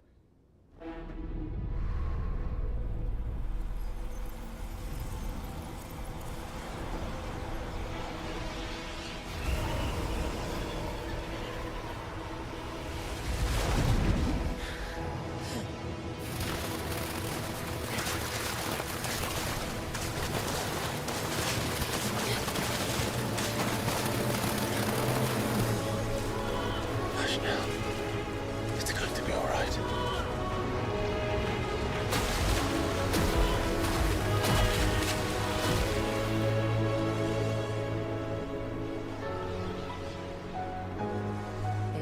Is it done?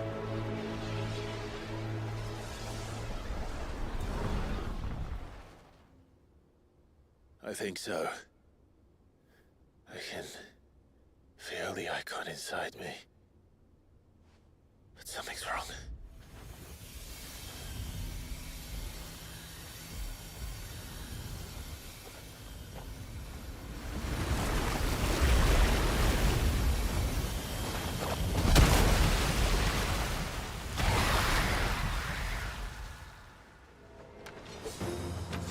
He wasn't just afraid. He was angry. All right. Let's see what you've given me.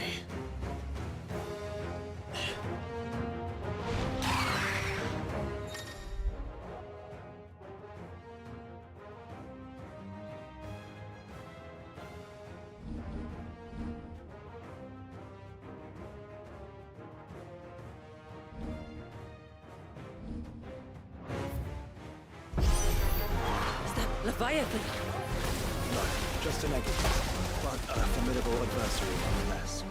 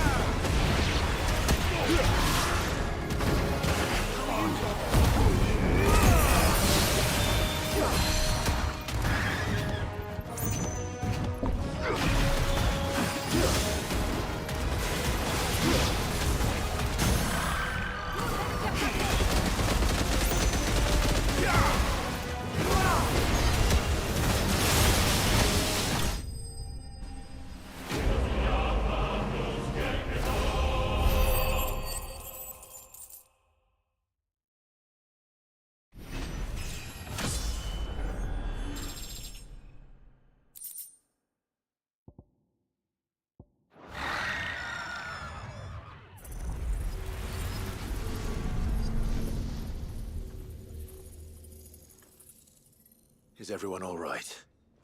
He seems calmer now.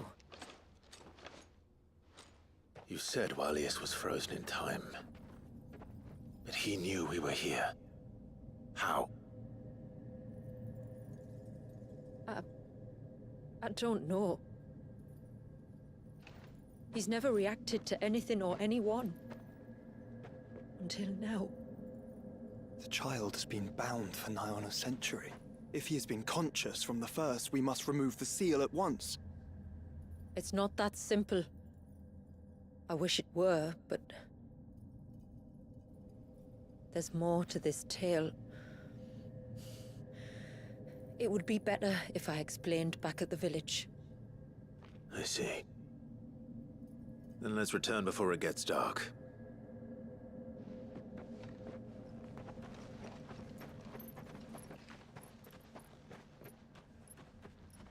I'm sorry, Walyas. I will make this right.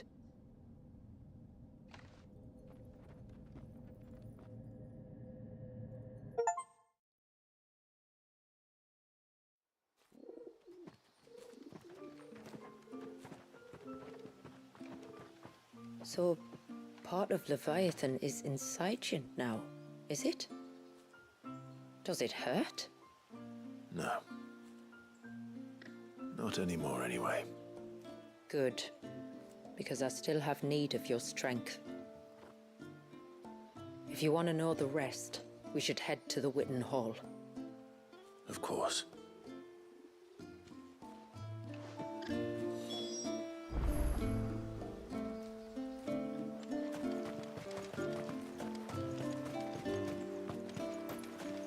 Look, Dad, the tree's back. And what are you two drawing?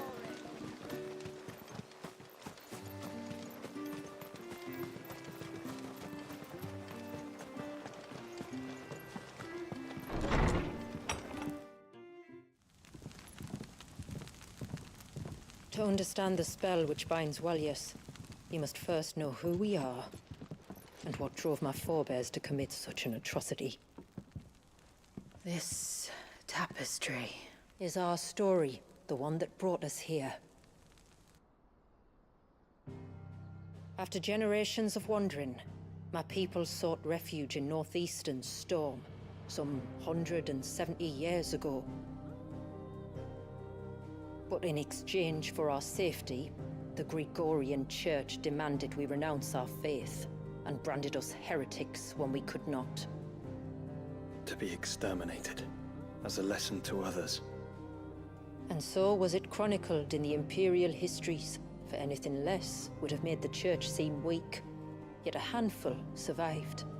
The few who did fled north and west, and in doing so discovered two things that would forever shape our fates. The first was an old legend, revealing how to make your very own Mother Crystal. I've heard that one before. Yes, yet it gave them new hope, however false. Our ancestors convinced themselves that they could recreate the divine if they could only find a strong enough heart. A living being capable of channeling torrents of ether. And the heavens provided. A dominant Walyas. They'd stumbled across a nostrum in an ancient ruin, which they believed could provoke a sudden outpouring of a creature's ether. They meant to enrage his icon. Leviathan would have destroyed everything, had our people not made their second important discovery. A means to stop time itself. Where did they find that? The Northerners had no such magics, or they would have used them. When our ancestors first arrived, the land was uninhabited, save for an old witch who lived on the highest peak. Her body had been consumed by the curse, a cruel payment for her long years of service to the Northern Thanes. So desperate were they to prevent the fall of Drake's Eye, they'd forced her to devise a spell to stop time. But Drake's Eye did fall. It did. When she finally perfected the necessary magics, it was already too late. As punishment for her failure, the Thanes exiled her to this forsaken place to live out the few days she had left. Knowing her suffering, our ancestors cared for her as best they could, and in return, she gifted them her spell. That even though she should die, her legacy might live on.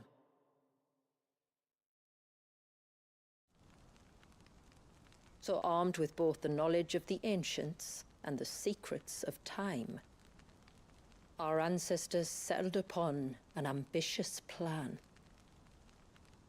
They would create a new Mother Crystal, and enchant it that it might endure for all eternity. Thus would our people's wandering, our suffering, finally end. and prosperity visit us once more. And all it would require was the sacrifice of a single child. A small price to pay, or so they believed. Another victim of man's blind reliance on the Mother Crystals. So we know the seal source. How do we break it and restore the flow of time? Do you recall the Dome of Light on top of the cliffs to the west? Inside lie the ruins of an old temple. It was there that the witch built the Vare, a conduit of sorts that channels her remaining ether into the Surge. But it's been a long time since anyone set foot in the place.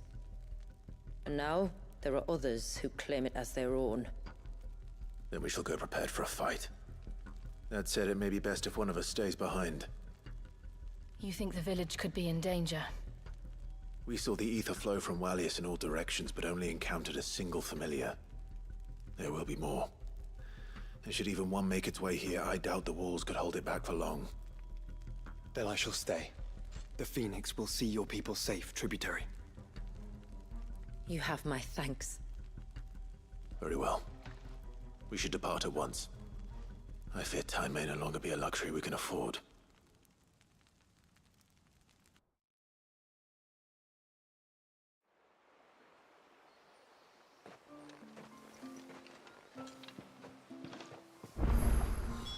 The Vare is not easy to find. We must first head north, and then west, deeper into the forest.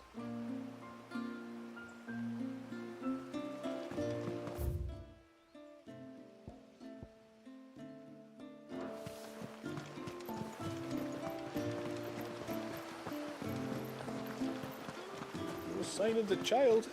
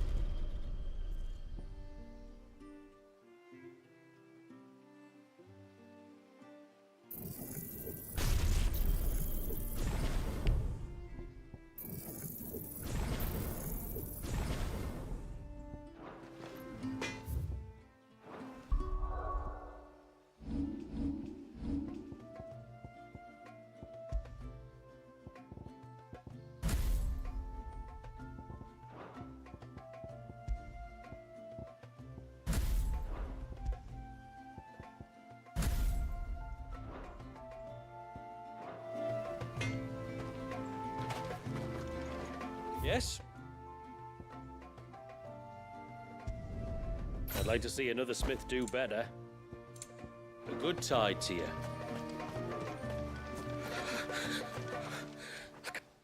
Just try to breathe. That's it. Is everything all right? Ah, you're the outsider. I'm Fannet, healer by trade. And this is Talor, one of my patients. He took ill not long after you arrived. Nothing too serious, I hope. I hope so too, but... But? This affliction, it's like nothing I've ever seen before. He complains of feeling chilled to the bone, but there's no fever to go with it. And my most powerful antalgic hasn't done a thing to ease the pain in his chest. I'm starting to wonder if his condition might require a different kind of treatment altogether. Shula said that you were here to help us. You couldn't help me, could you?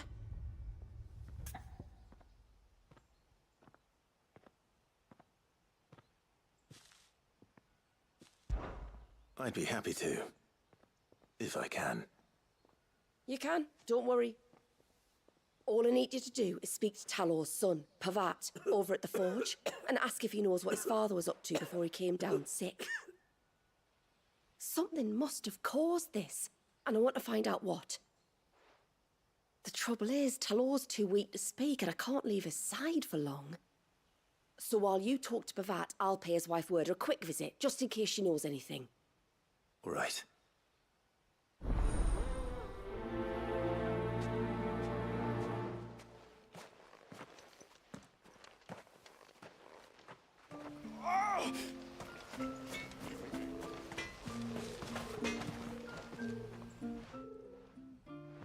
Oh, do you need something? I do, though not from the Forge. Fanit asked me to speak with you. She's looking into the cause of your father's illness and wondered if you could shed any light on the matter. I see. Sorry. She shouldn't have dragged you into this. It's no trouble, really. Tell me, did your father do anything out of the ordinary before he fell ill? Not that I know of. But then I hardly see him. He's always out and about, like. Well, at least he was. Suppose he might have been a bit more fidgety than usual, but apart from that. When you say out and about, where does he usually go? Just round the village. Wanders over to Blazier's place most days. He's a fisher who lives on the other side of the fount. They're old friends. Maybe he knows something I don't. Maybe. I'll go and speak with him.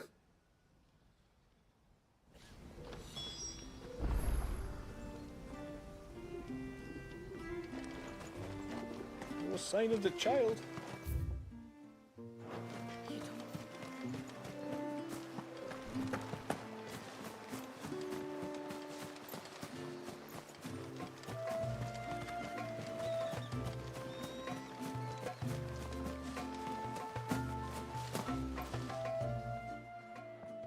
Greetings, stranger. What can I do for you? Your name is Blazier, is it not? Pavard tells me you're a friend of his father's, and that the two of you may have spent some time together prior to his illness. His illness? Talor's never been ill a day in his life. I don't know why he'd start now. Oh, Fanny doesn't know either. It was she who asked me to look into his recent behavior on the off chance it might explain how his condition arose. Oh, I suppose there was something that struck me as a bit odd. He kept asking about the woods. Did you see anything strange on your way back from the shore? Are you certain? Do you swear? That kind of thing. I didn't, of course. But he wouldn't let it go. It was like he was expecting something to happen. It was just a matter of when. Not that I know what. But he never told me anyway. Well, that certainly does sound unusual. And it might just be what Fanit is looking for. Thank you. Don't mention it. Oh, and when you say Talor, wish him the best from me, eh? Let's see what the healer makes of this.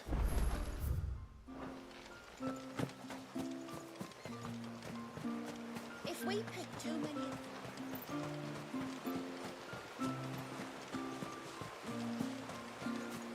My lord, may I... There is a matter with which I would beg your aid. Of course, what is it? Please, not so loud. Something serious, then? Yes. I think we might have company. I was passing by the low gate when I saw a figure moving among the trees up on the cloak. At first, I thought it must have been you or your brother, so I didn't say anything, but the more I think about it, the more certain I am that the figure looked familiar. And you're sure it wasn't one of the other villagers? Positive. I think it was someone from outside the wall who has found his way inside. Of course, it could just be my imagination playing tricks on me. I only caught a fleeting glimpse, and it might have been you or your brother. But if it is who I think it is, we cannot allow him to leave now that he knows we're here. Would you go and see? He won't try to hurt you, believe me. Given what lurks in the forest, the only one likely to get hurt is him.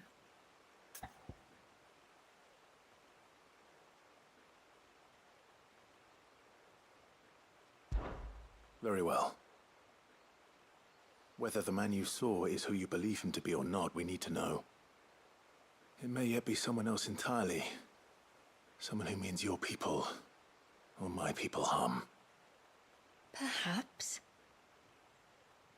Just promise me that if you do find someone up there... Don't worry. I won't draw my sword unless I need to. Thank you. Ymilla, this man you saw, might he be the customer you told me of? I fear so. The customer? I'll explain later. Come on.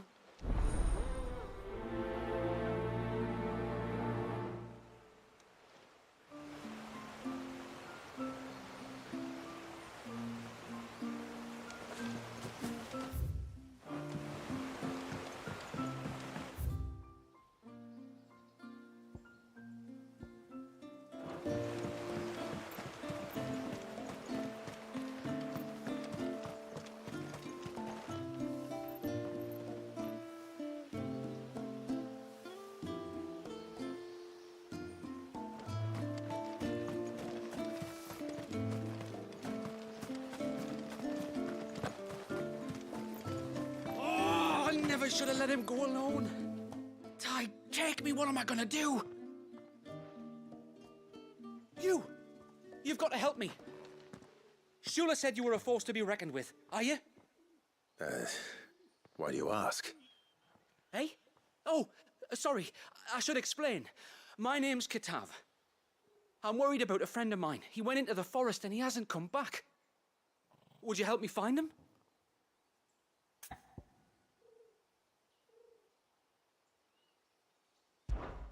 I can try. Tell me what I need to know. Of course. You know about the glamour our ancestors cast to keep this place hidden, right? Shula told us about it, yes. Right. So you know the cairns we use to maintain the spell? Well, it's me and my friend's job to maintain them. If it weren't for the likes of us, it would have faded years ago. So your friend went into the forest to visit one of these cairns? Aye, that's right. He said he was going down to Father's Fell. There are 2 cairns out that way, one by the banks of the Swift Run, and another near the Winged Wains, the, ships in the forest. All right. How will I know this friend of yours? His name's Nassef. He's about my height, but clean-shaven. If you could track him down and see that he's come to no harm, I'd be much obliged. I'll search the village, just in case anyone's seen him, and meet you back here. Very well.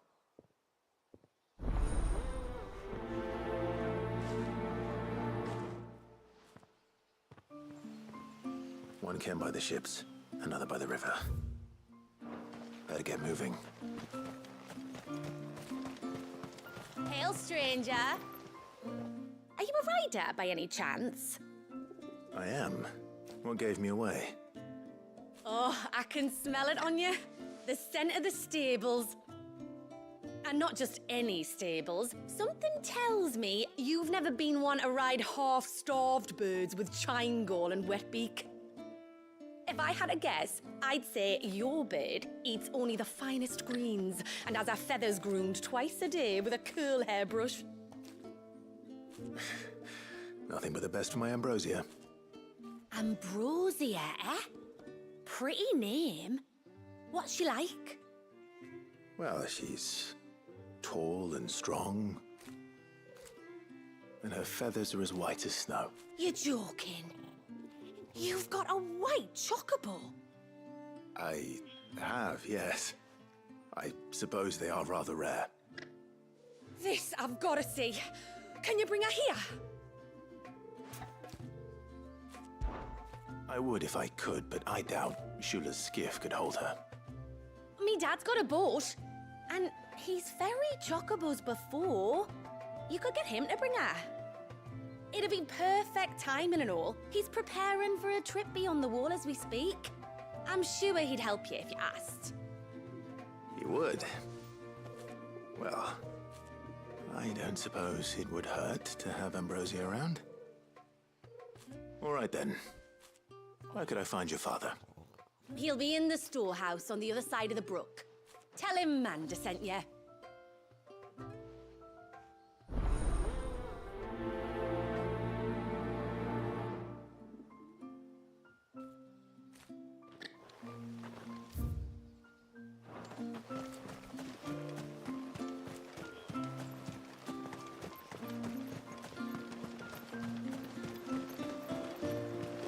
bastard things.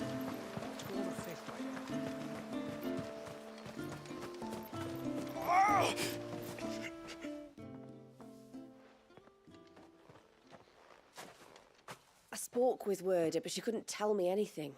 Did you have any better luck? Nothing conclusive. But there was one thing. Blazir, the fisherman, told me that Talor had taken a sudden interest in the forest of late. He kept asking him if he'd seen anything unusual there on his way back from the coast, but never let on what exactly he was expecting him to have seen.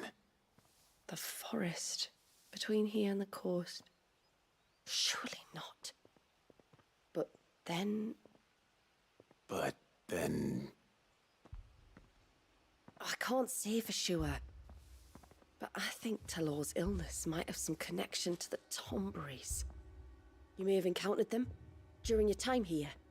The small, scaly beastmen. And you think they may have caused Talor's illness? I do. At least in a way. And if I'm right, it's no wonder the treatments I've been trying didn't work. Oh, I know it's a lot to ask, but would you go down into Father's Fell for me?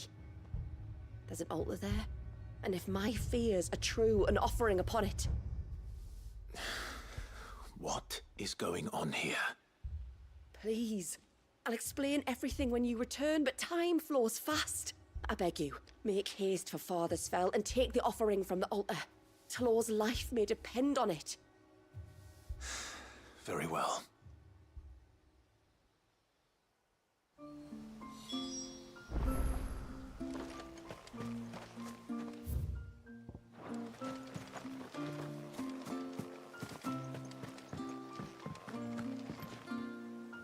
You one of the outsiders, then? I am. Shula invited me. Are you Manda's father? I am.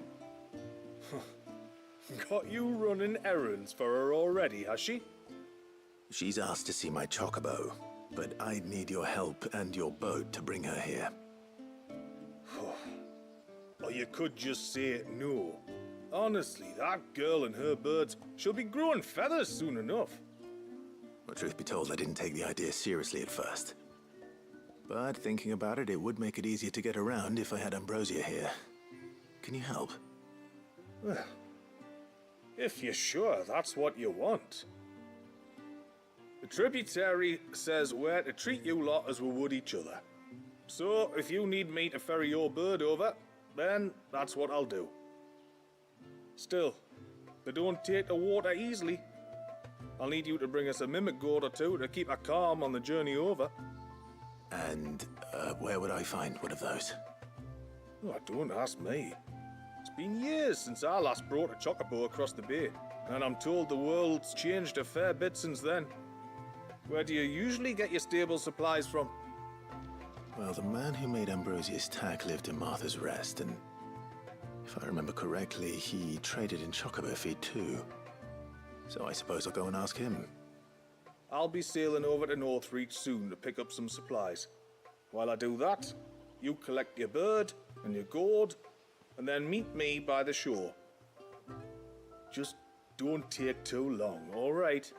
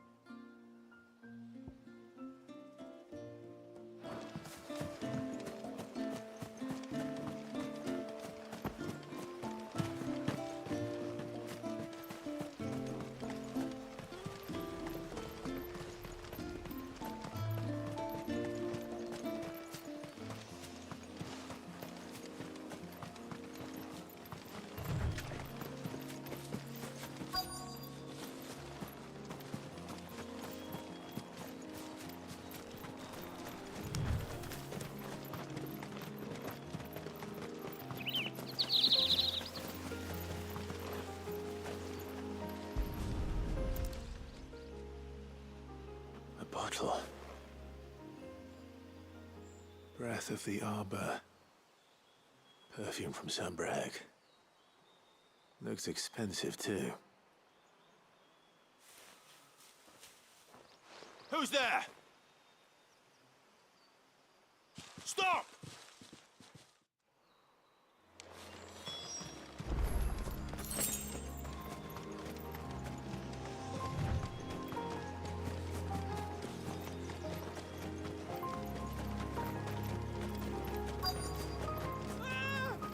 No!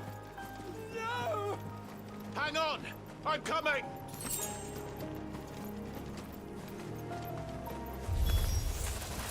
Don't eat me! I'll give you gut rot, I swear!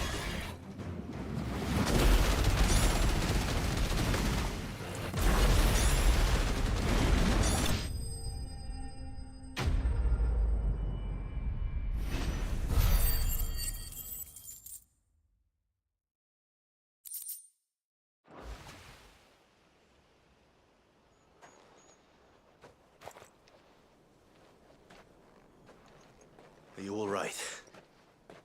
I'm more than all right. I'm saved! Oh, I could kiss you! Maybe you should introduce yourself first. Hervey! I knew it was you. What are you doing here? I came to see you. Oh, my little canary, it's been so long. Thank you for saving him and sparing him. Who is he? Hervey, one of many clients from my employment beyond the wall. One of many clients? We spoke every night of our plans together. Whispered songs of love into each other's ears. And then you upped and vanished without so much as a word. I left you a note, didn't I? I told you I was sorry, but that we could never be together. That I could never abandon my family. And I told you not to look for me. How did you even find this place, anyway? The flame of your love was as a beacon in the night that guided me to you. Hervey.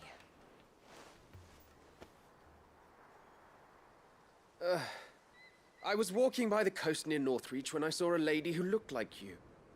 Eyes like the ocean. Hair like the driven snow. The next moment, she and her companions were jumping in a skiff and sailing out towards the wave. So I, borrowed the nearest boat and started rowing. It must have been Shula bringing us here. So what?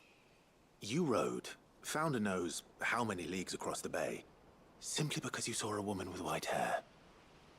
And as I did, the skies changed from a dull and hopeless grey to a bright and benevolent blue.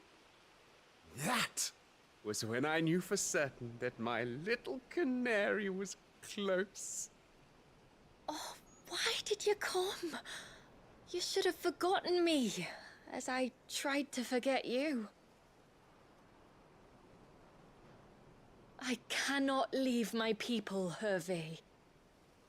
And now that you know about this place, neither can you.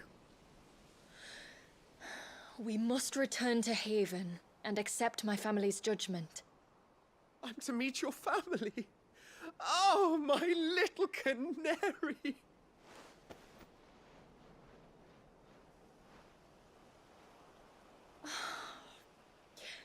Please, come and see me later. You did as I asked, and you must be rewarded for it. But first, follow me, Hervey. To the end of the world and beyond.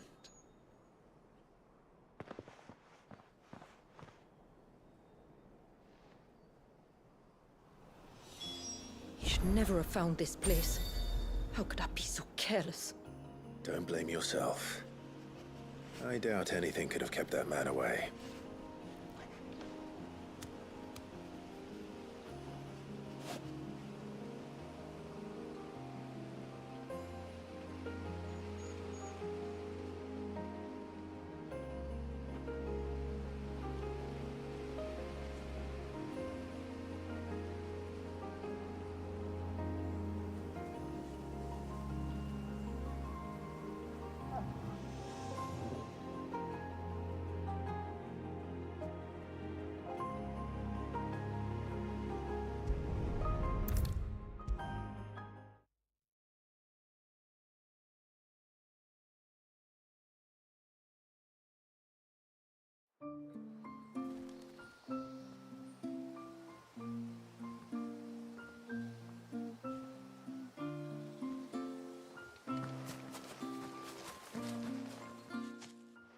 Forgive me. There's nothing to forgive. You two met at the Vale, I take it. When I worked there, yes. To earn the coin that my people need to survive. Though Mysidia is our sanctuary, there are certain necessities that it cannot provide. And for that reason, some of us seek employment beyond the wall. Yet few are the opportunities for followers of a strange faith in a strange land. And so you supported your family as best you could. I did. And I have never regretted it for a moment. I found a second family in the Vale, and in the Dame, a second mother. I also found Hervey. But our love could never be. I knew that if I revealed my secret to him, I would be putting my people in danger. But that if I did not, I would be living a lie, unable to return home. What will happen to him now? Since our people settled in Mysidia, uninvited visitors have been few and far between, but not unknown. Explorers, survivors of shipwrecks, none lasted long. I see. That was before my time, you understand? I've never had to make a decision like this before. Ymilla, know that I do not blame you for any of this. It was me who decided to make the trip to shore. Me who exposed our secret. This was my mistake, and I shall bear the responsibility. Thank you, tributary. I only beg you to remember that Hervé means us no ill will. He's just a fool. A fool who loves me. I will take that into consideration. But yours is not the only voice I must listen to. The whole family must be consulted, and it may take time for me to arrive at my decision. I hope you understand. Of course, tributary. However long it takes. Come what may, I thank you, my lord, for bringing us back together.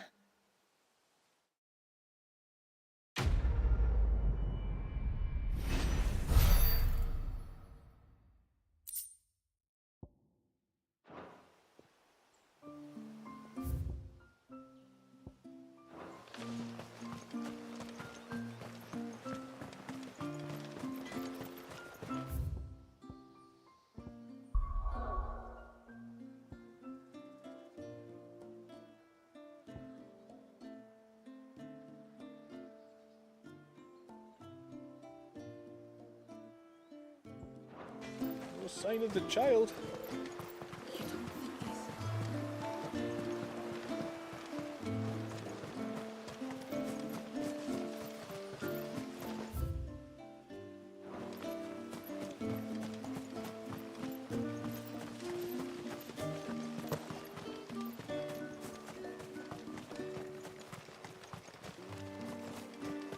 And once everyone left me in peace.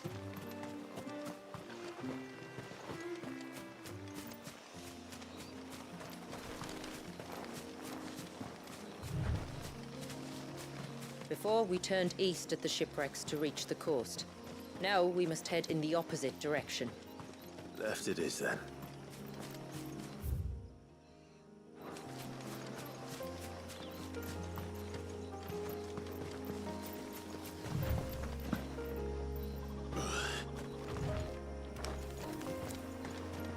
If there's one thing I know about beastmen, is that they love to hide in the dark.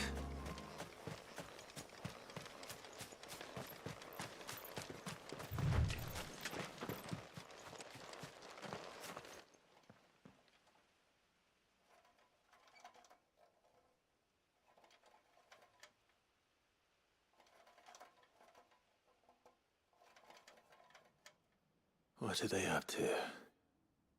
Some sort of ritual.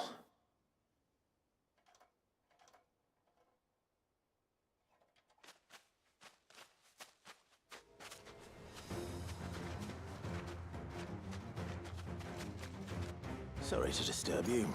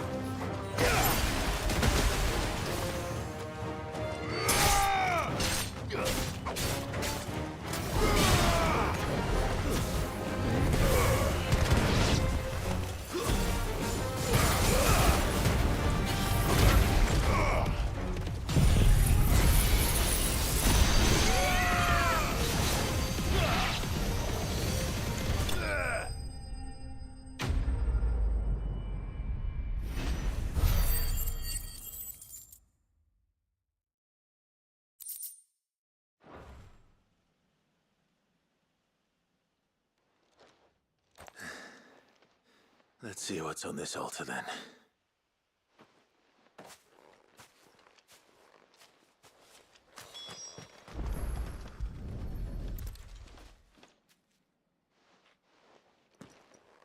A silver chain. I doubt the Tombrys made it. This must be what Fennec was talking about.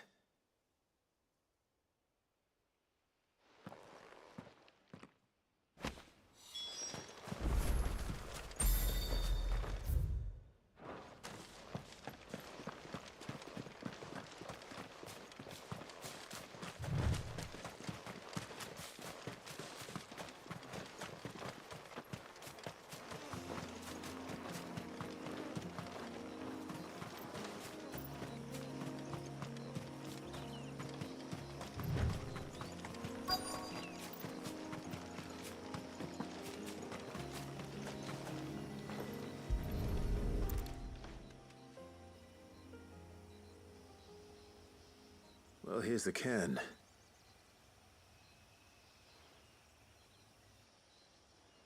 But no sign of Nasef. To the riverbank, then.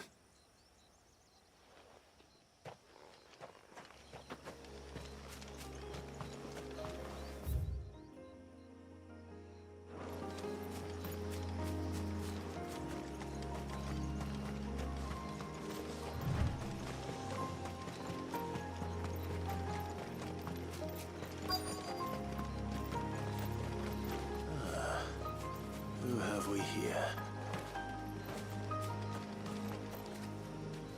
I'm looking for a man named Nasef. Aye, I know him. Takes care of the cans. Wait, you didn't think I was him, did you?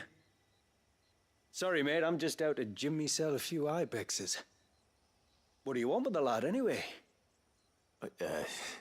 His friend, Katav, asked me to look for him.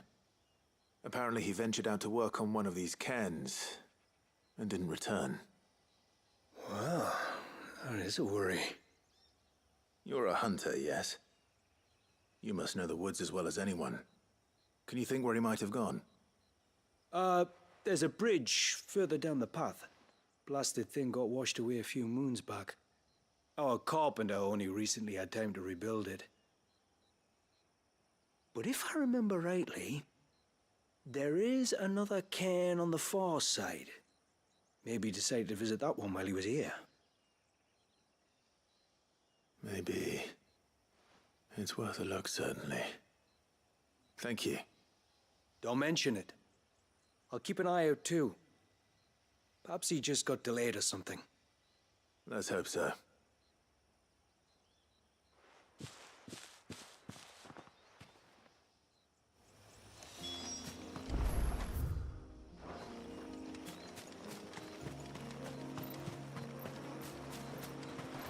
This must be the bridge the hunter was talking about.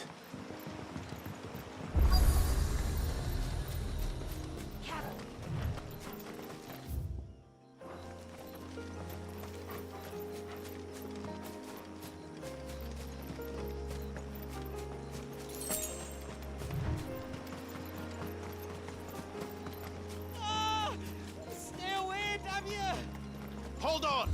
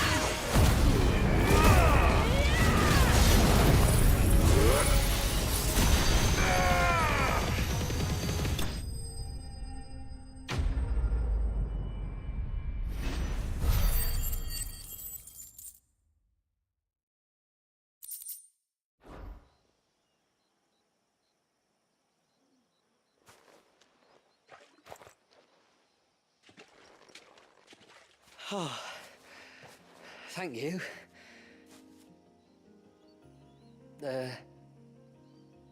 I'm the tributary's guest. And you must be Nassef. I am? But how do you know that? Your friend Katav asked me to look for you when you didn't return. Ah, I'm sorry.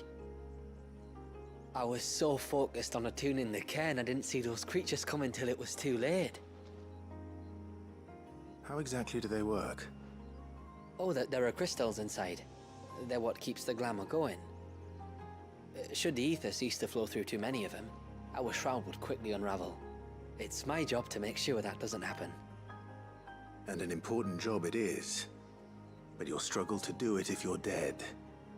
You need to take more care. Yeah, no arguments there. The truth is, me and Katav usually work together, watching each other's backs like. But when we heard outsiders were coming, we split up to get the job done faster, so things would be perfect for your arrival. Stupid, I know. So you found him then? Not before the local fauna did. My arrival seemed to put them off their dinner. Mustn't have been hungry after all. Expect you'll be wanting someone to escort you back to the village then, Nassef. Woods are full of nasties today. When you're next in Haven, be sure to come and see us. You saved my life. It's only right I repay you. If you insist. Take care now.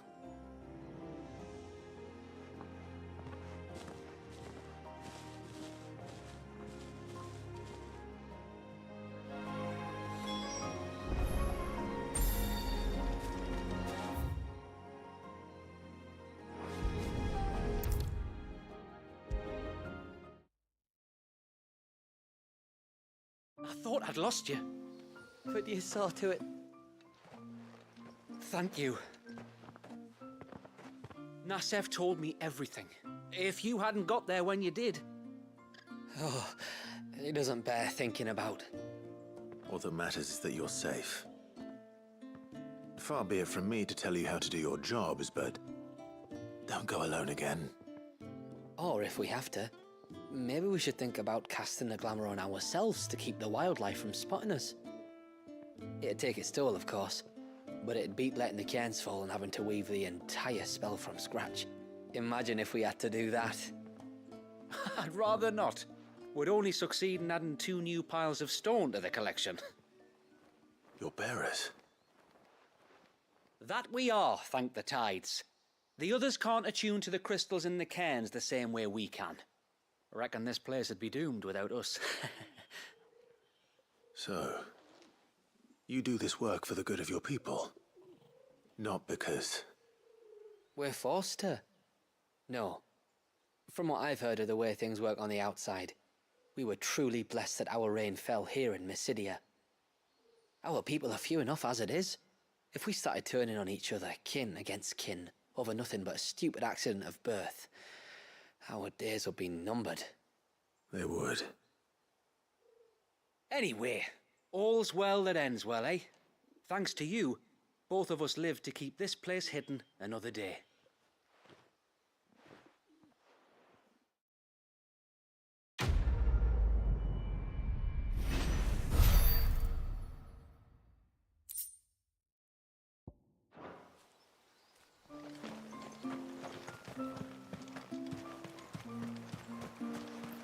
Bastard things.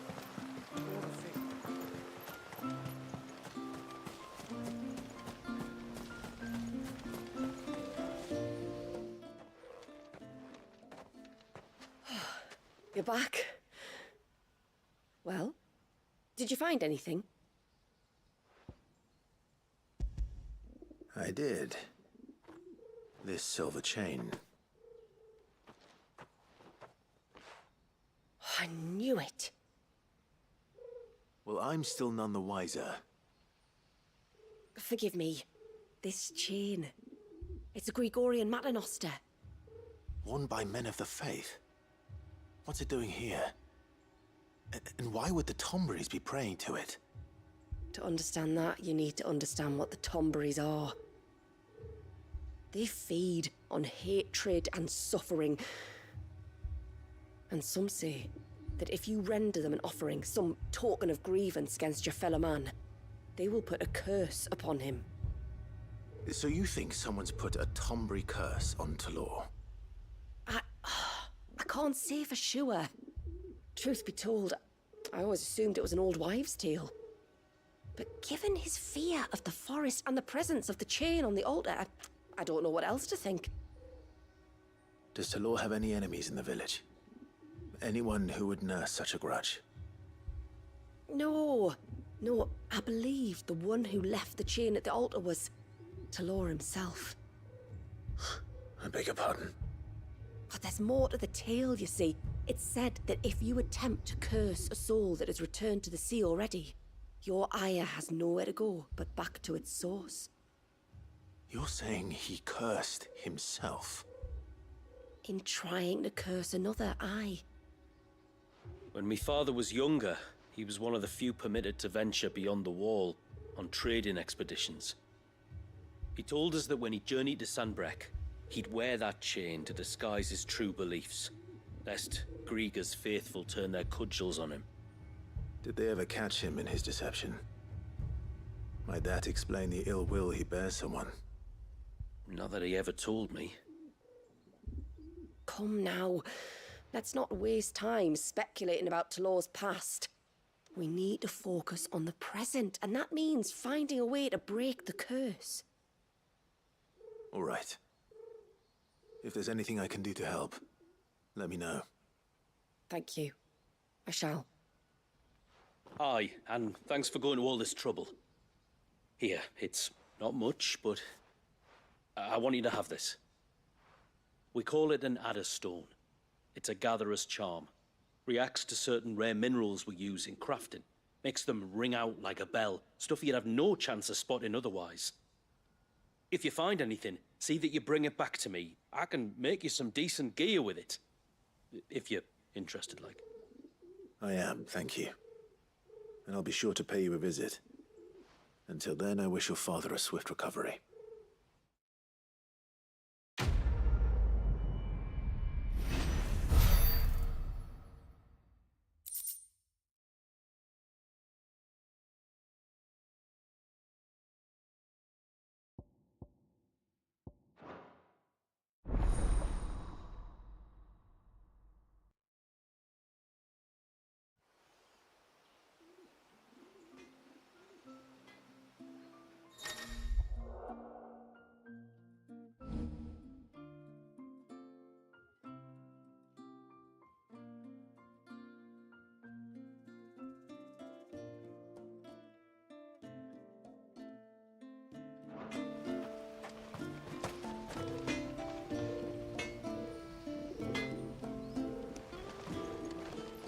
Reckon my steel's just as good as any.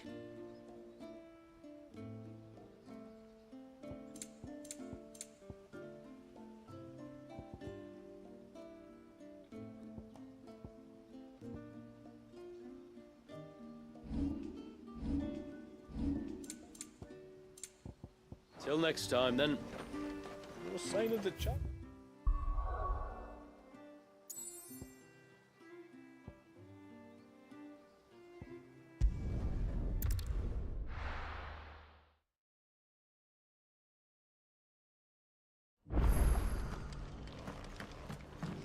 We've got a few rooms going spare now. You want a bed for the night? You speak to Martha. I remember you. You're the one who saved Whiteheart. How's the old girl doing? She's very well. Thank you. Oh, don't thank me. You're the one who saved her. Anyway, what brings you to the rest today? I was hoping to purchase a Mimid gourd.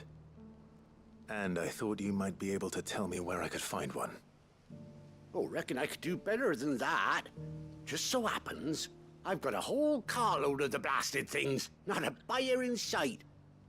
Really? Aye, you'd be doing me a favor taking a few off my hands before they turn to mush.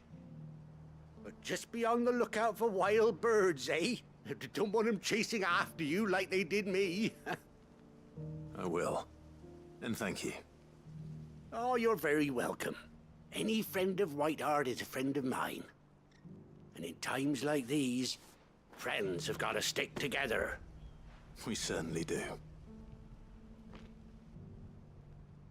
Northreach, then. Wouldn't want to keep Anders' father waiting.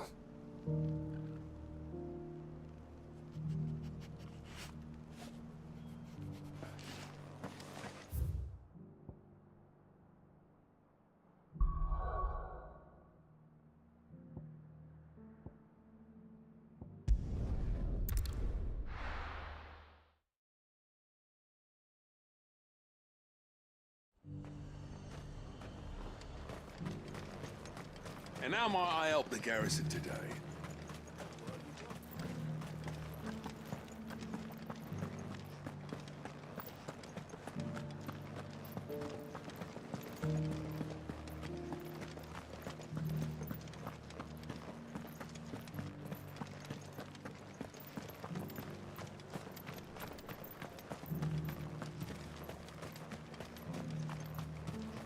Those things didn't fight like men.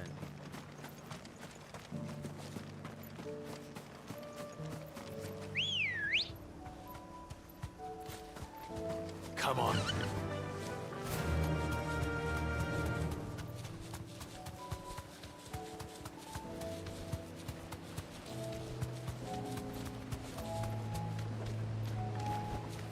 Be safe. Ah, there you are.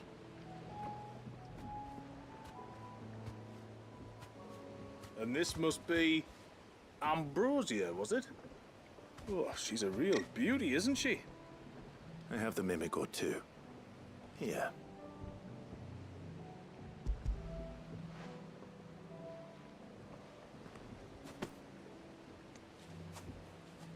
Thank you kindly. Soon as she's gobbled this up, we'll set sail. We're going to take a little trip across the bay now, Ambrosia. Don't worry. You'll be all right.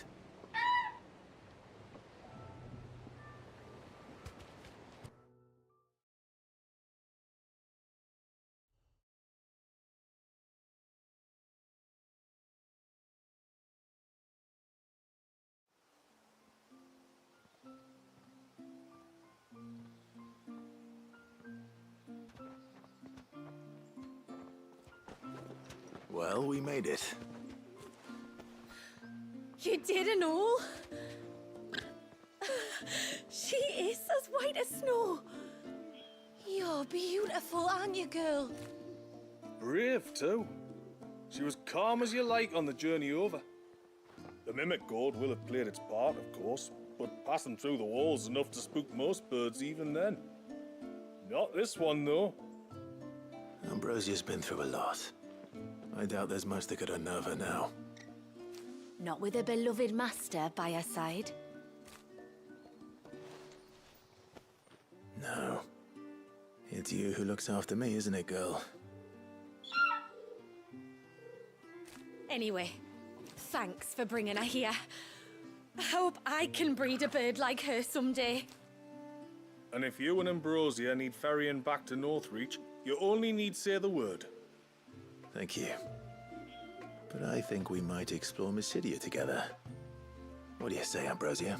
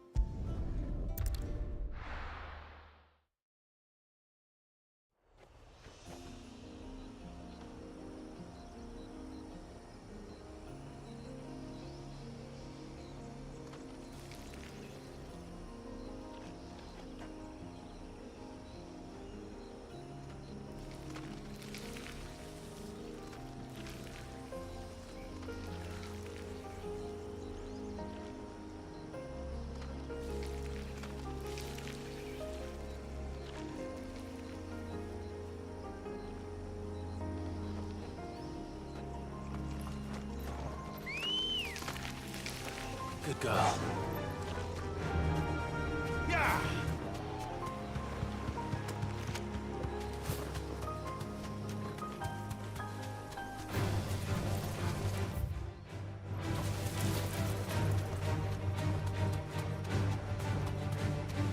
There's a large gate up ahead, and beyond it, a cluster of ancient ruins. The temple, or the Heir of Hours as my people call it, can only be reached by passing through them.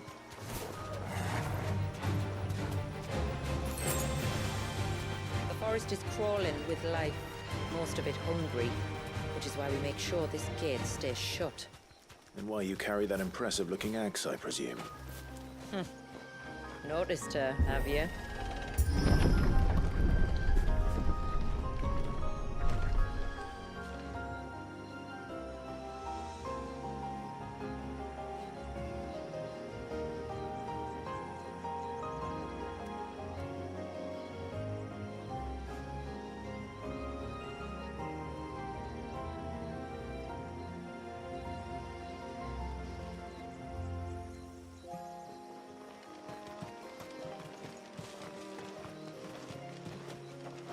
The temple is up there. Don't worry. Those cliffs aren't the only way to the top.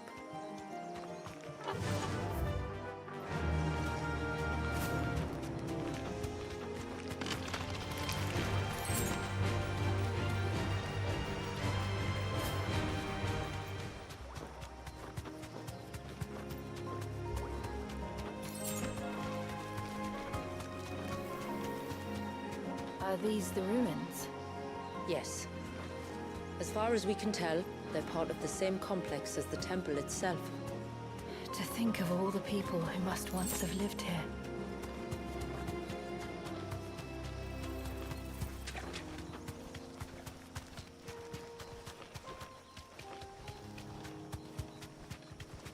Those won't be friendly. These remind me of home. You're from the north, then? Yes. And no. I see.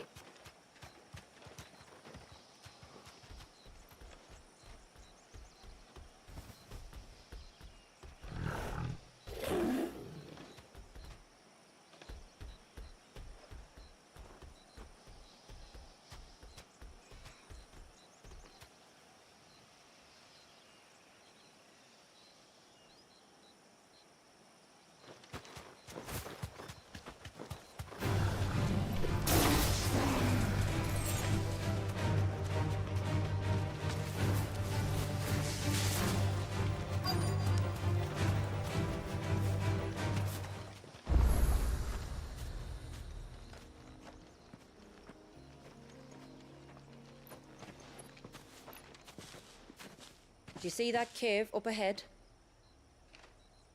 Whoever lived here carved a flight of stairs into the stone within. A way to the top. And whatever it is that awaits us there.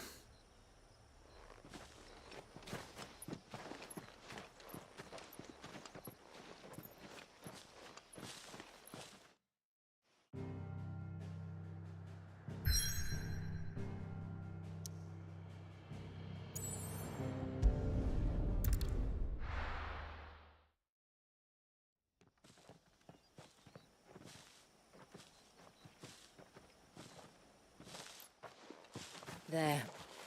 The temple the time forgot.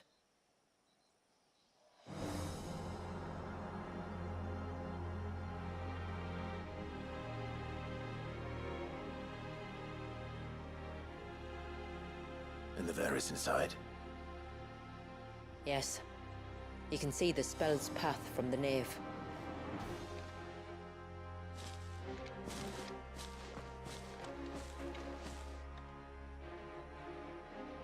What is it?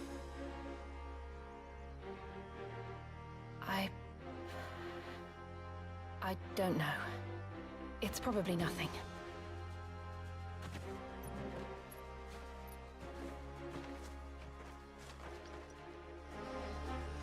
Forgive me, but why build the Vare here? The spell was originally meant to be cast on Drake's Eye, and this was the only place with an unbroken line of sight.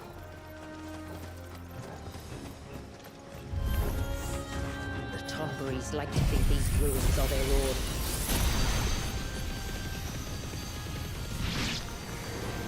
And they look none too pleased to see us.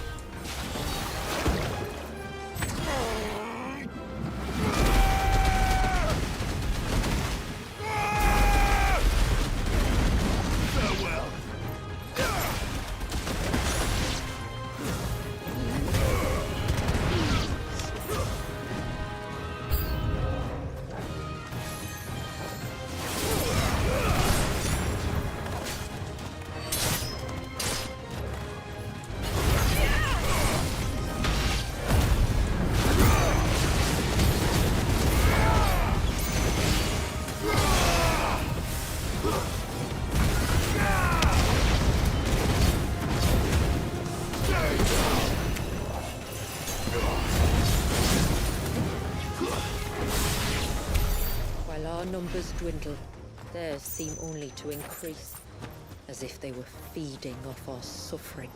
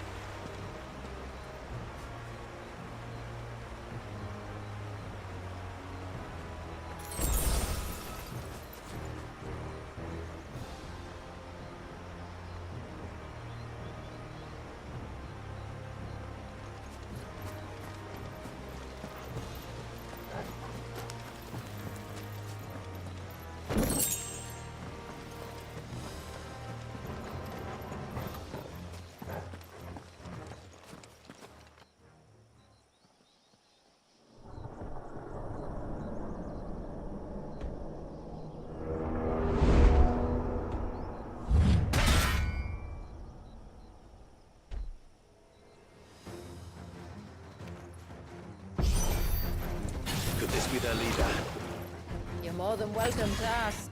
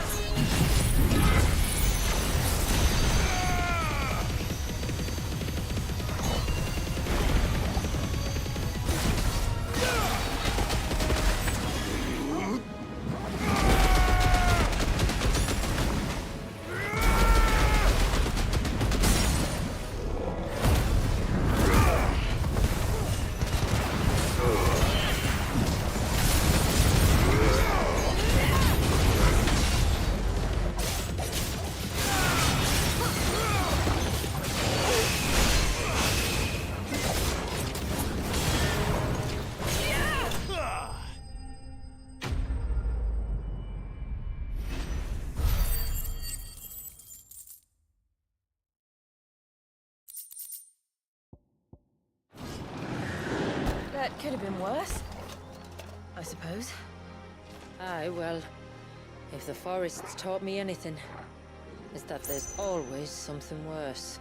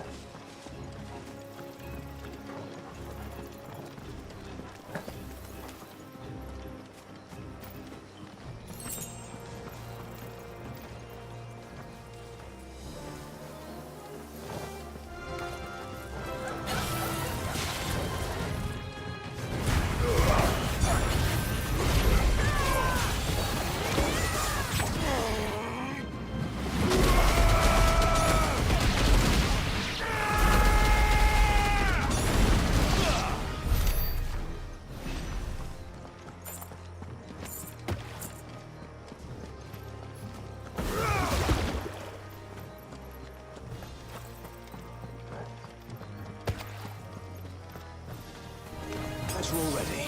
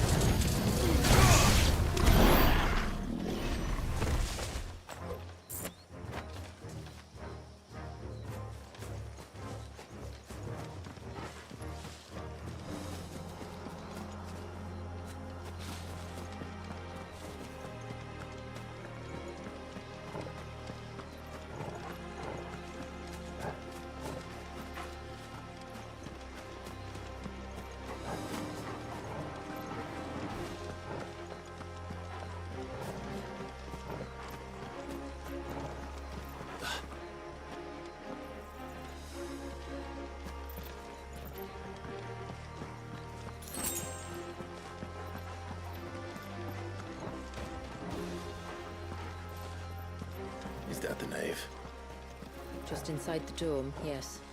But it's what's out here that worries me.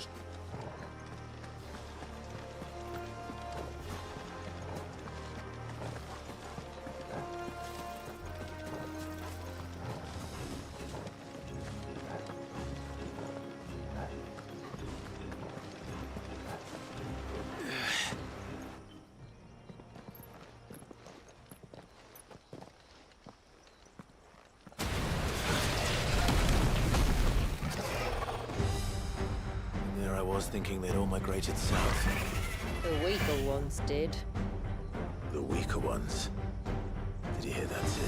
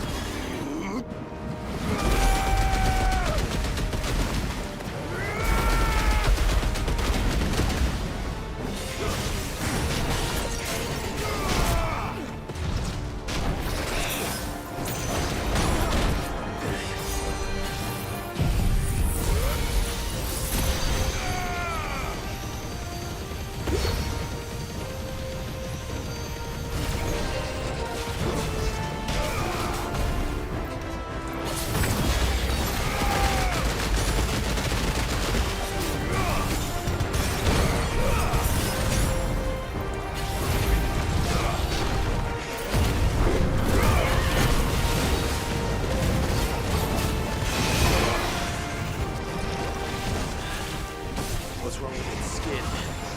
You don't want to be around to find out. Get back!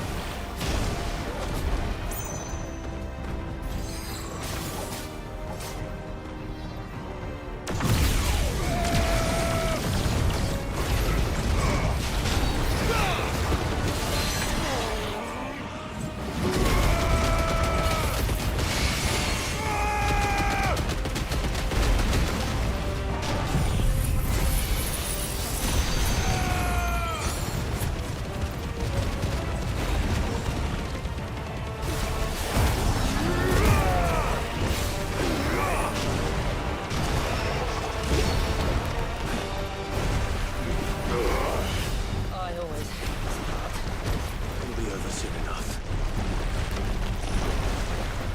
Get ready!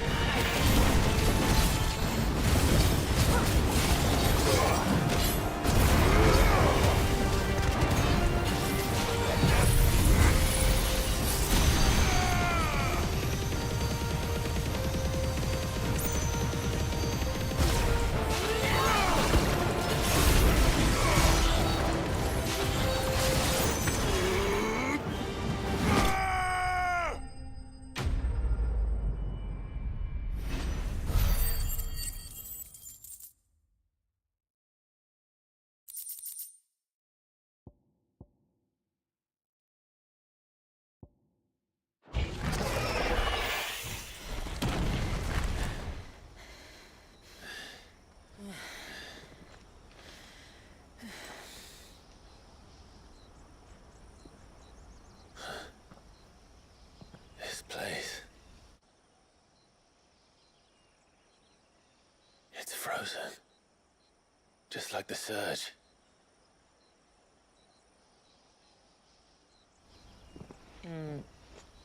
Another of my ancestors' sins. Shall we?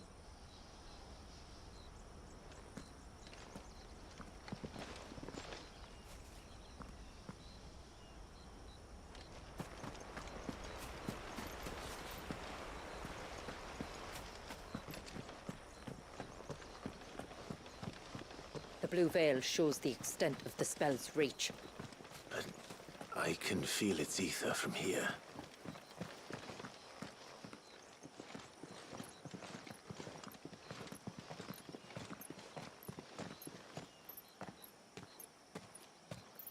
Shula, wait. Before we cross the threshold, I'd like to know a little more about how these magics work. I assume we'll be safe from their influence. We won't grind to a halt, if that's what you mean. The spell only affects the things that were present at the moment it was cast.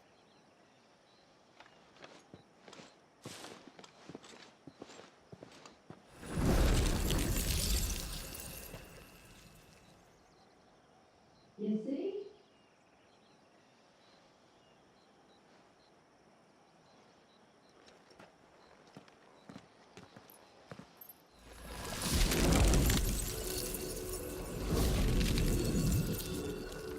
But if we can enter, that means other things can as well.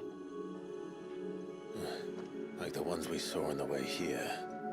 And worse, probably.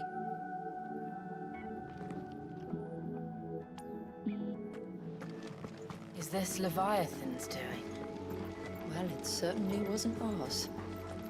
When he realized my ancestors were attempting to cast a spell from here, he made to destroy the temple. And almost did by the looks of it.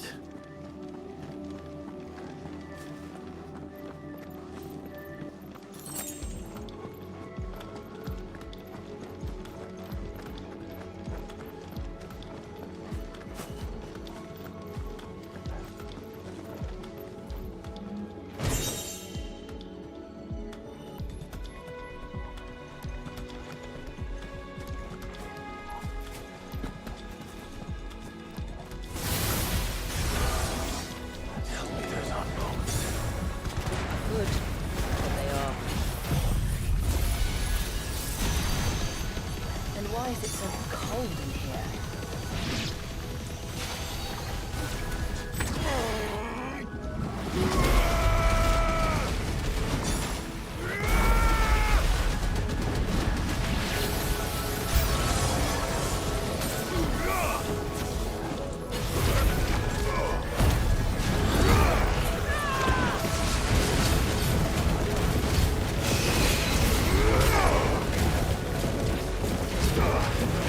Ugh!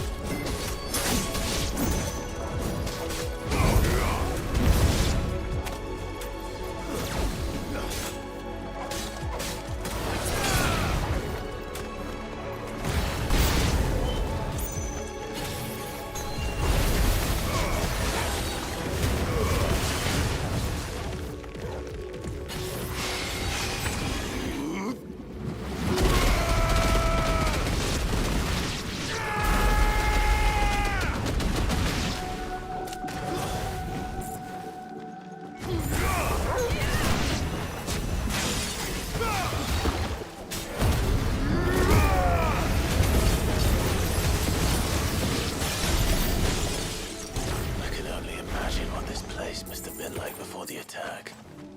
This would have been a hall of worship. There was something similar in my father's keep. The priests would deliver their sermons from the dais.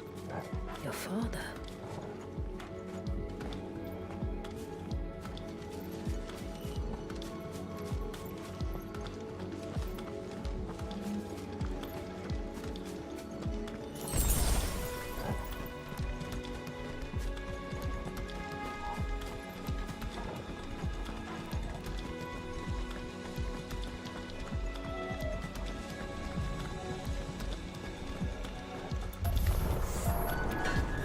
Just let us pass.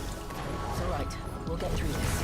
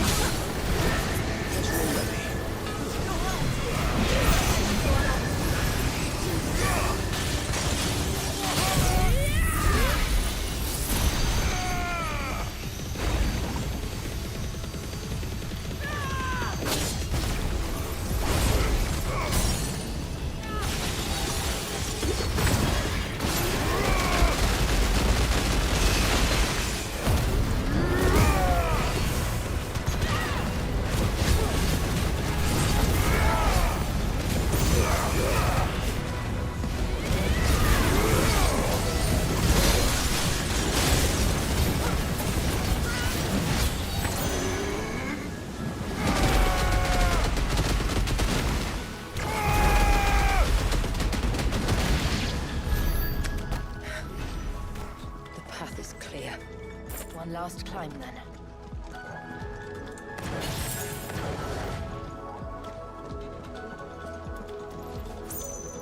The fair.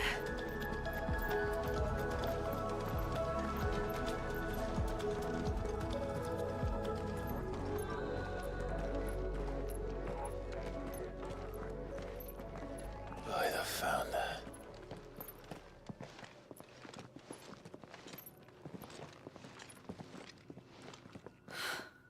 It's just as I thought.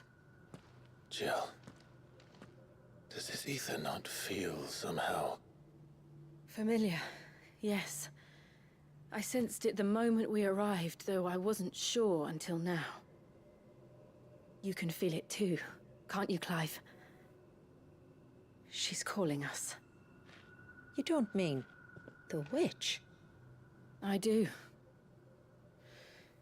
Though she was more than that. Much more. She was a dominant. A dominant who once commanded the icon that now resides in both me and Clive. Of course. I don't know why I didn't see it.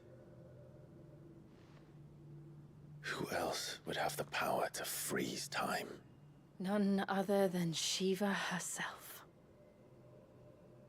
But for her ether to endure after all these years, It's almost as if...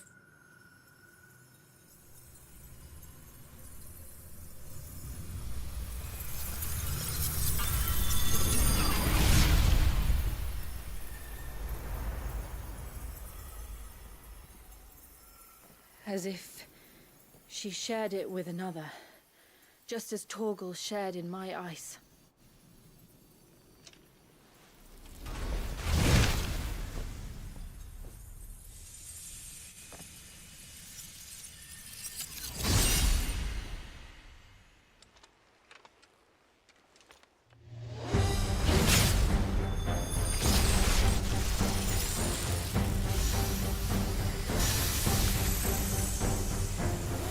Shiva's companion. But something tells me he's not as friendly as ours. Our ancestors never warned us about this. It wasn't left here for them. I doubt they knew it existed.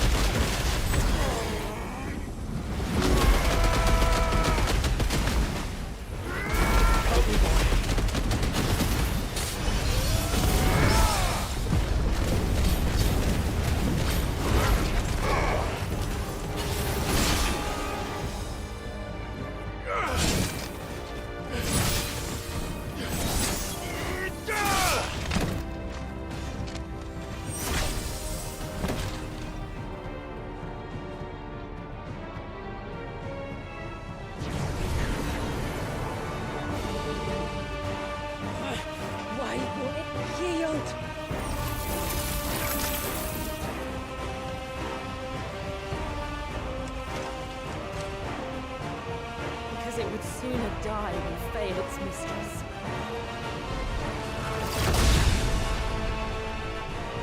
Then it leaves us no choice.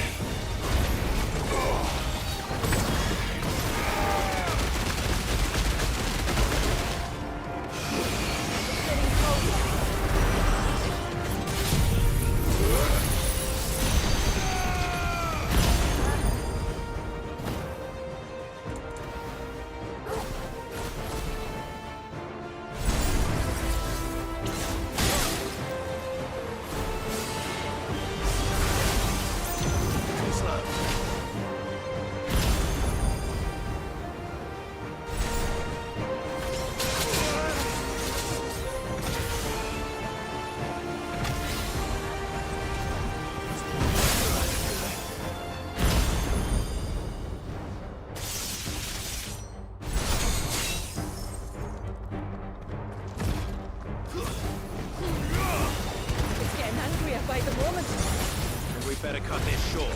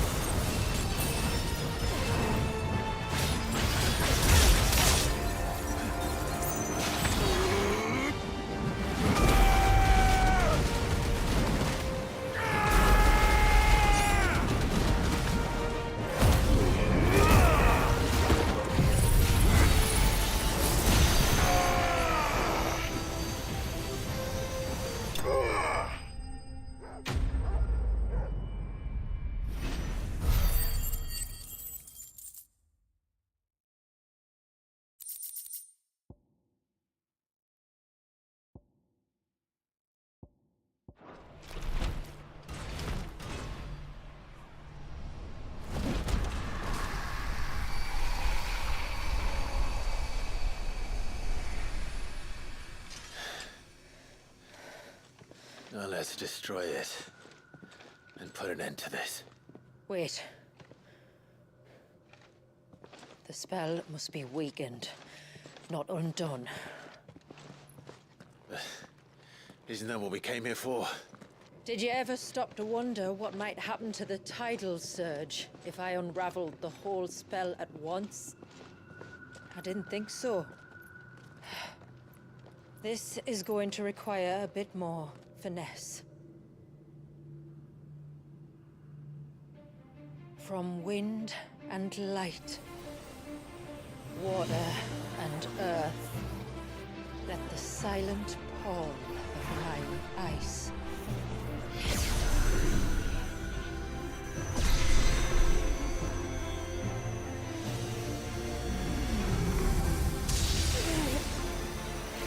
There's too much ether.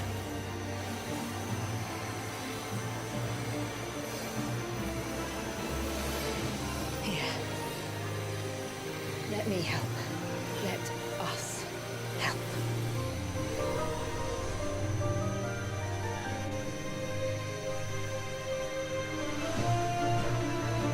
Almost.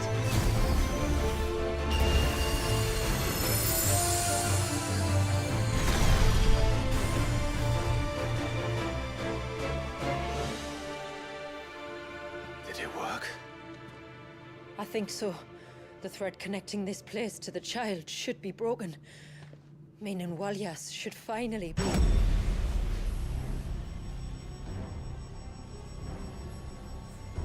Free once more.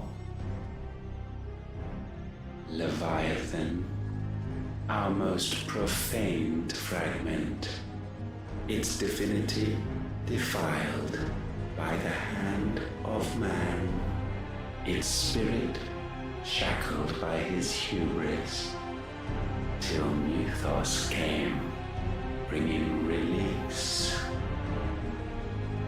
Now, let the sins of man be redeemed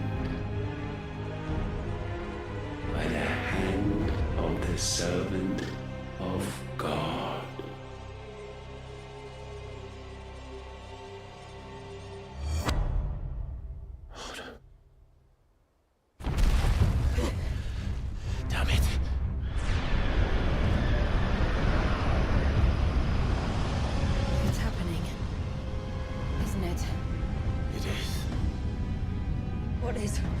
What's going on?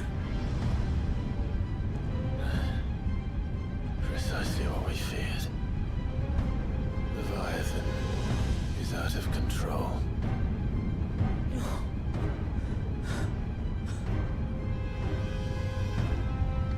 Don't despair. This isn't over yet. You should head back to the village and get everyone to higher ground. As for the rest,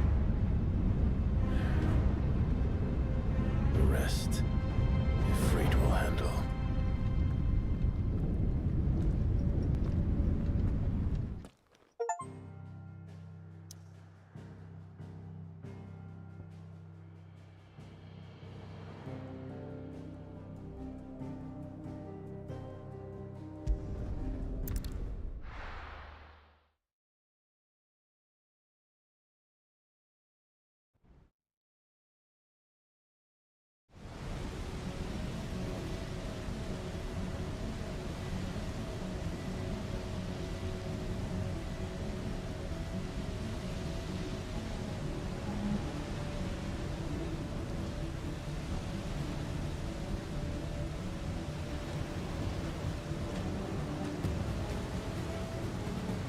After 80 years of imprisonment, I'd be angry too. But I can't let it end like this, Wallius. It's time for you to come home.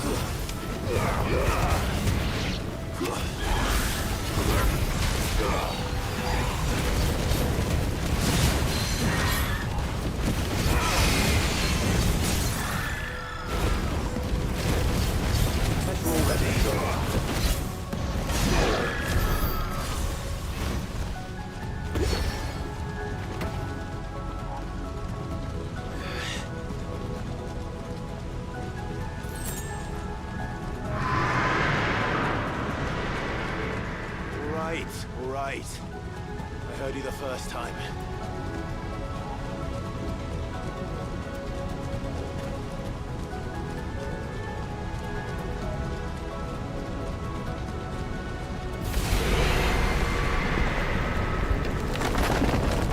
I'm not here to hurt you, Wallius! Fuck. That was too close.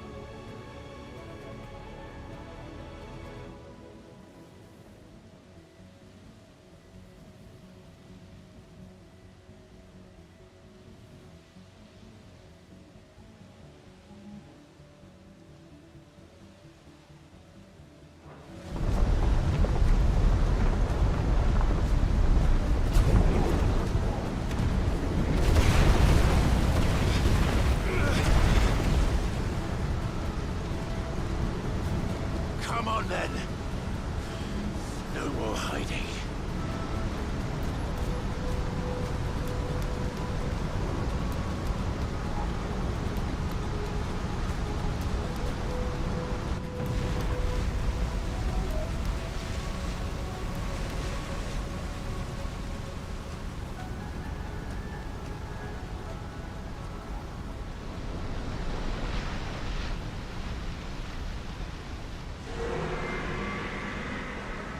Warriors!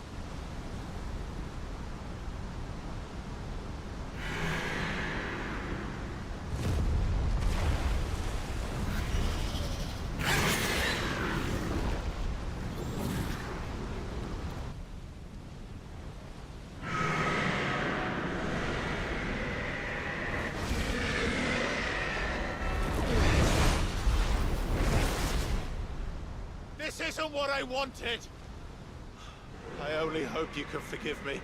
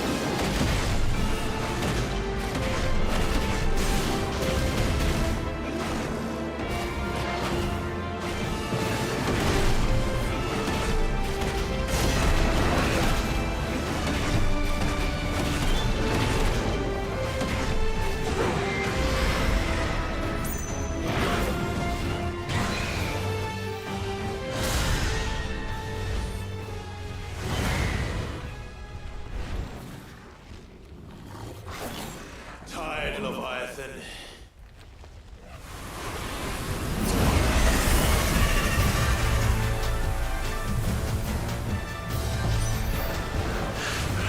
Stop this! I'm not here to play!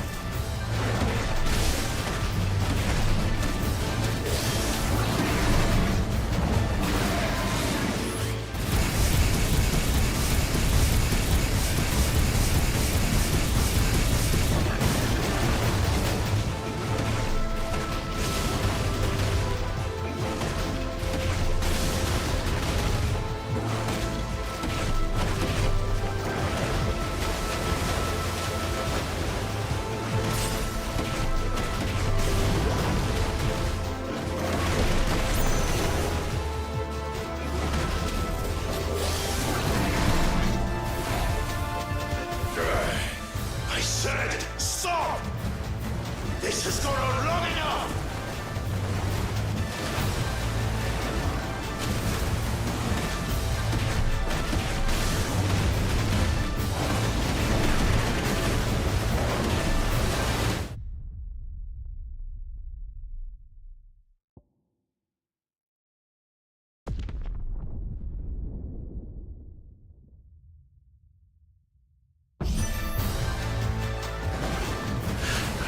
Stop this! I'm not here to play!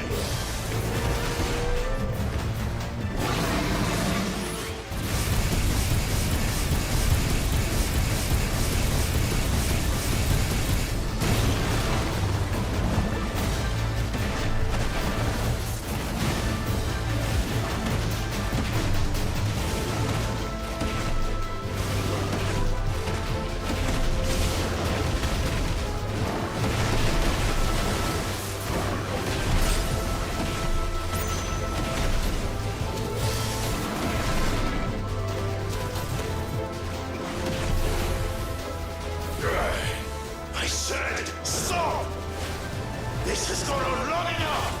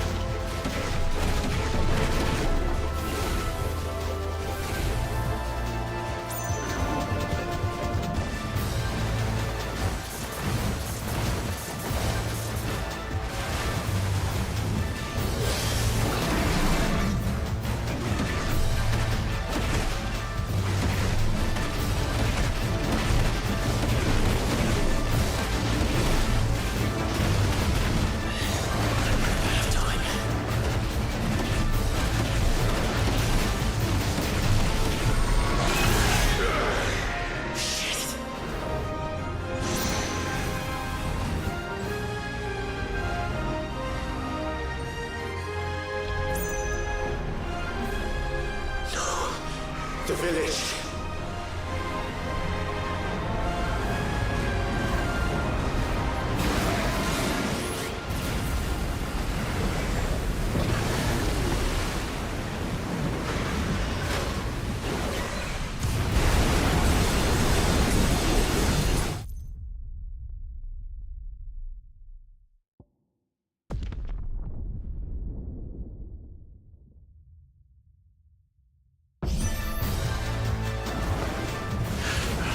Stop this!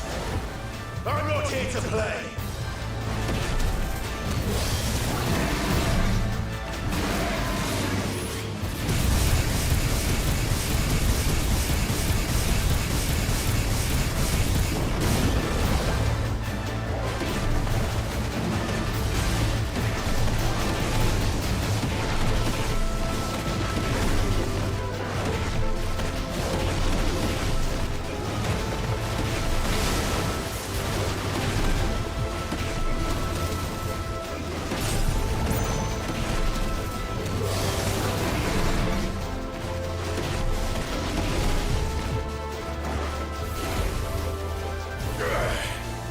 said stop! This has gone on long enough!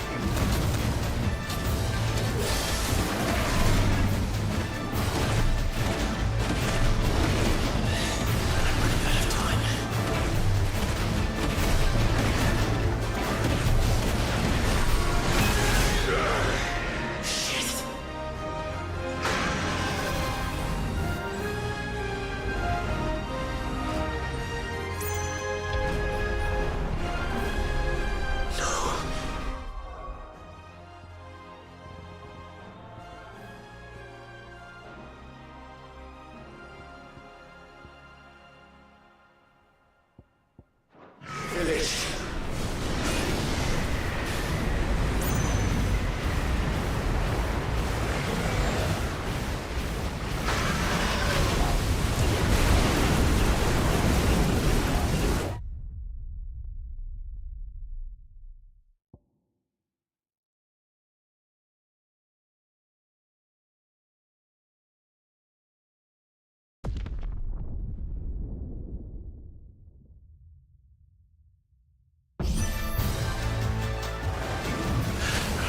Stop this! I'm not here to play!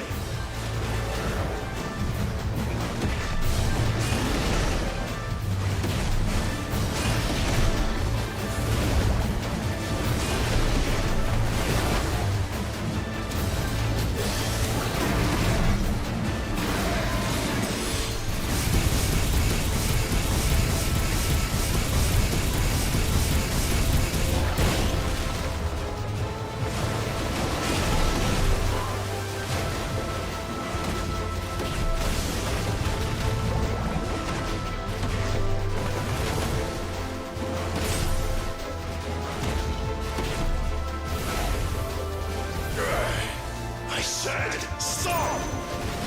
This has gone on long enough!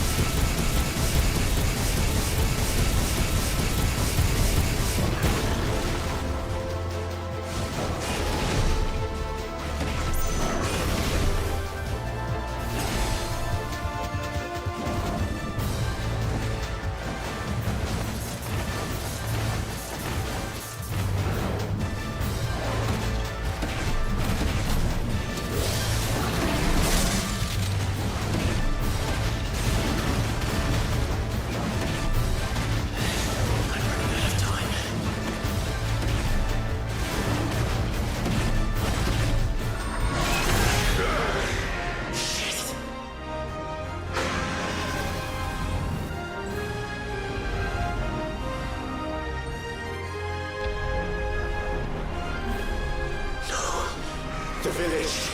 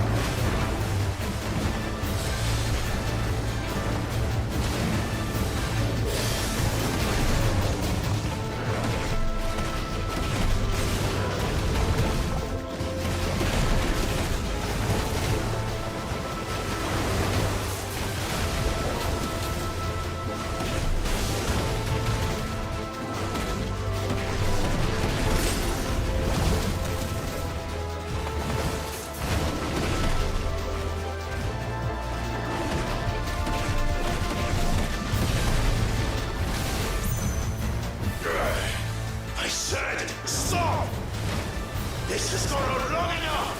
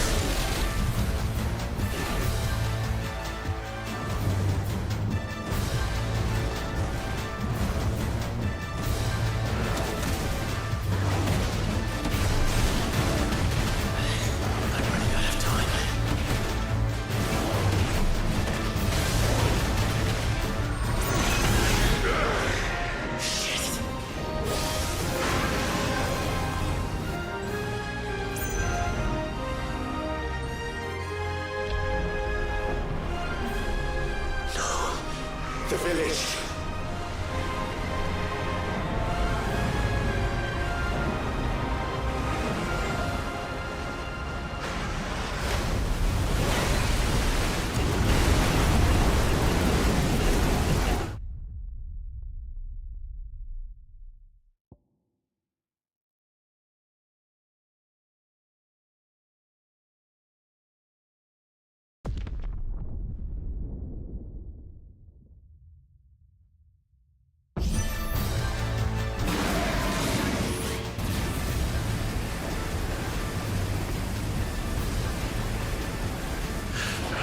Stop this!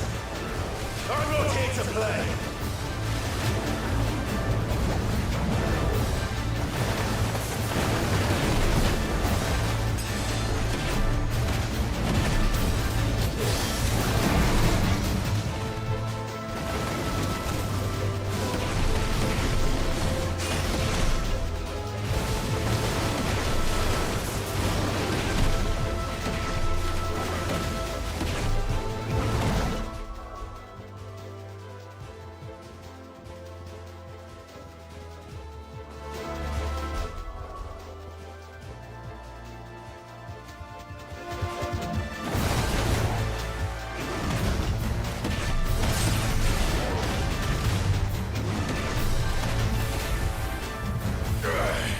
I said, stop! This has gone on long enough!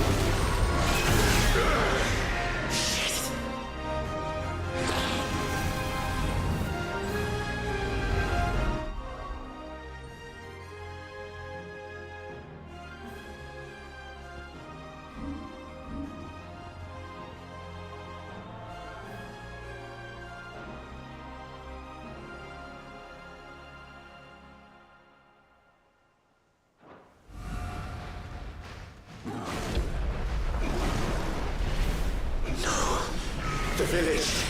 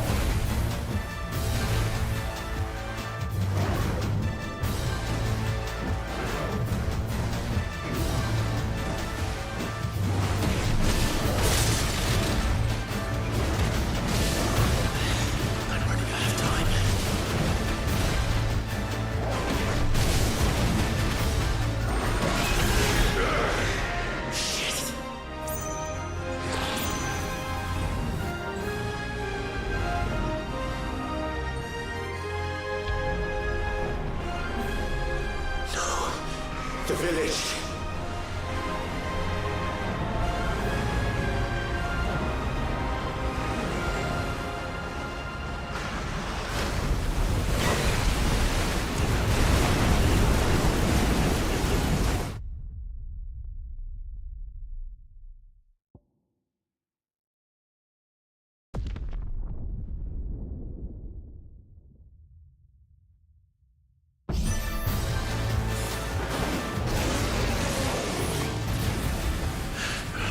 Stop this! I'm not here to play!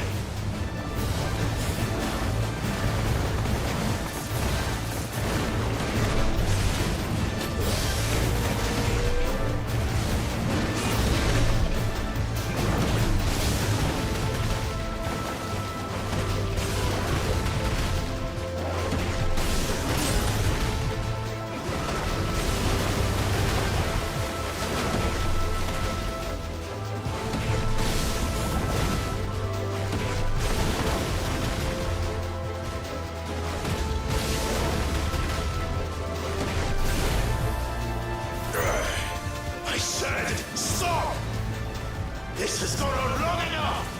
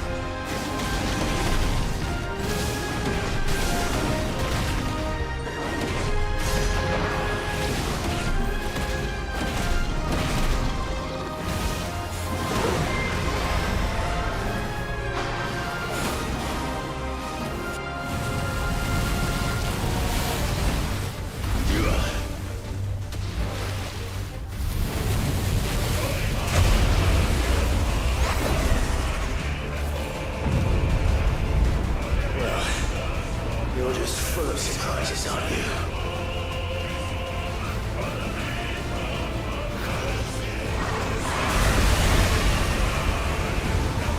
Garuda will be proud.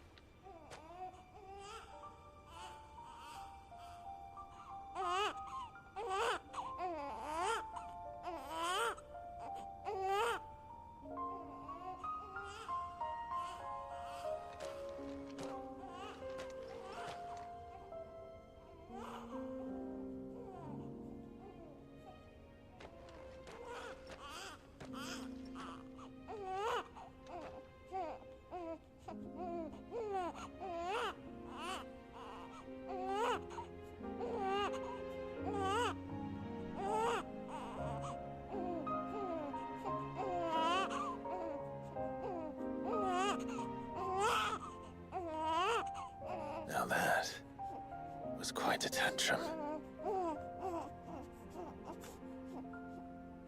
Clive! Where is he?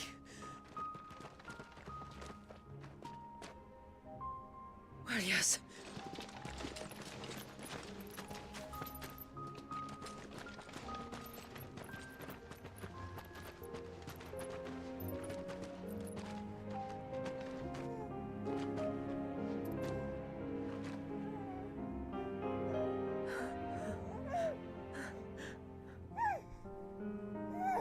He's adorable.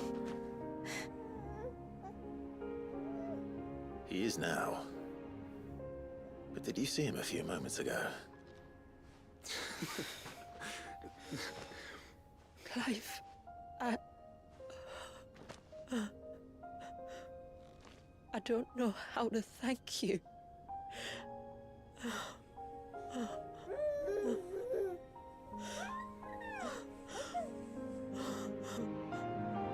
It's all right. We should find him a dry blanket, though. Wouldn't want the little monster catching a cold.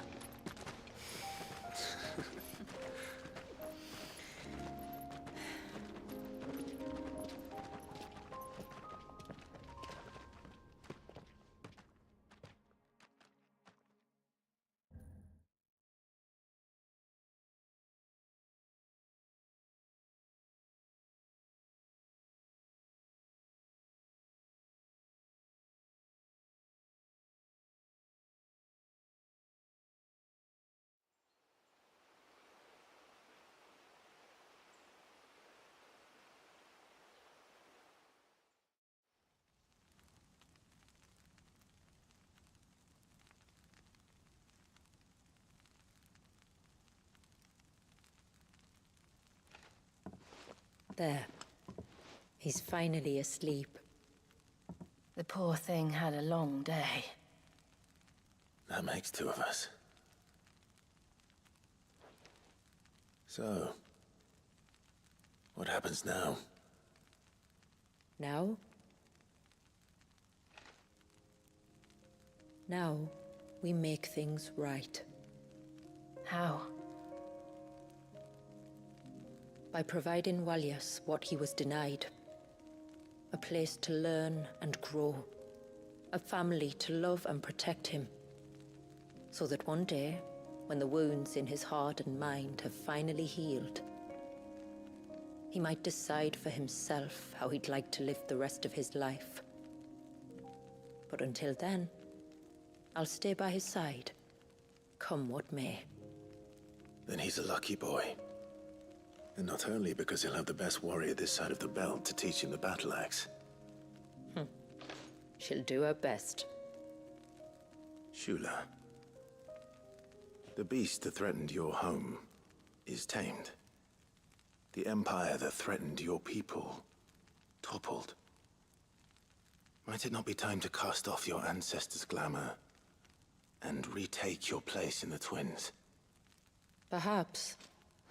It's not as if we have the crystals to maintain the wall much longer. But are we truly safe? Is the world truly ready to accept us for who we are and what we believe?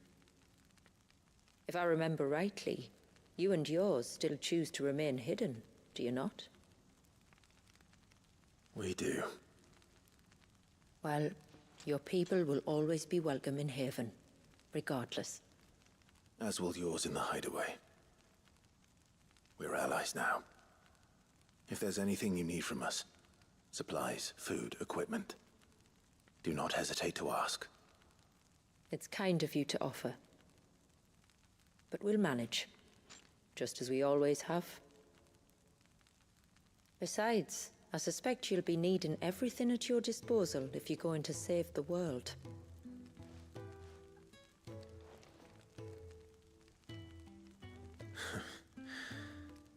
I fear much of it is past saving. The best we can do is strive to turn what's left into a world where we can all live as equals. A noble endeavor. And there'll be a place in this world for us, will there? For Walyas. For everyone. I swear it. Then we shall be waiting until the tides bear you back to shore.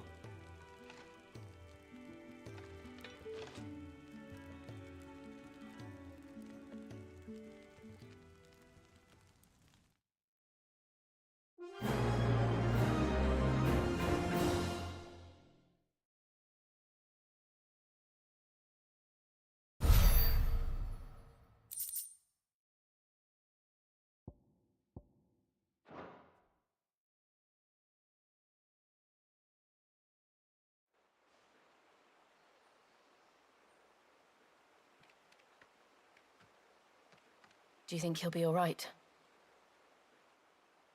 Well, yes. Only time will tell.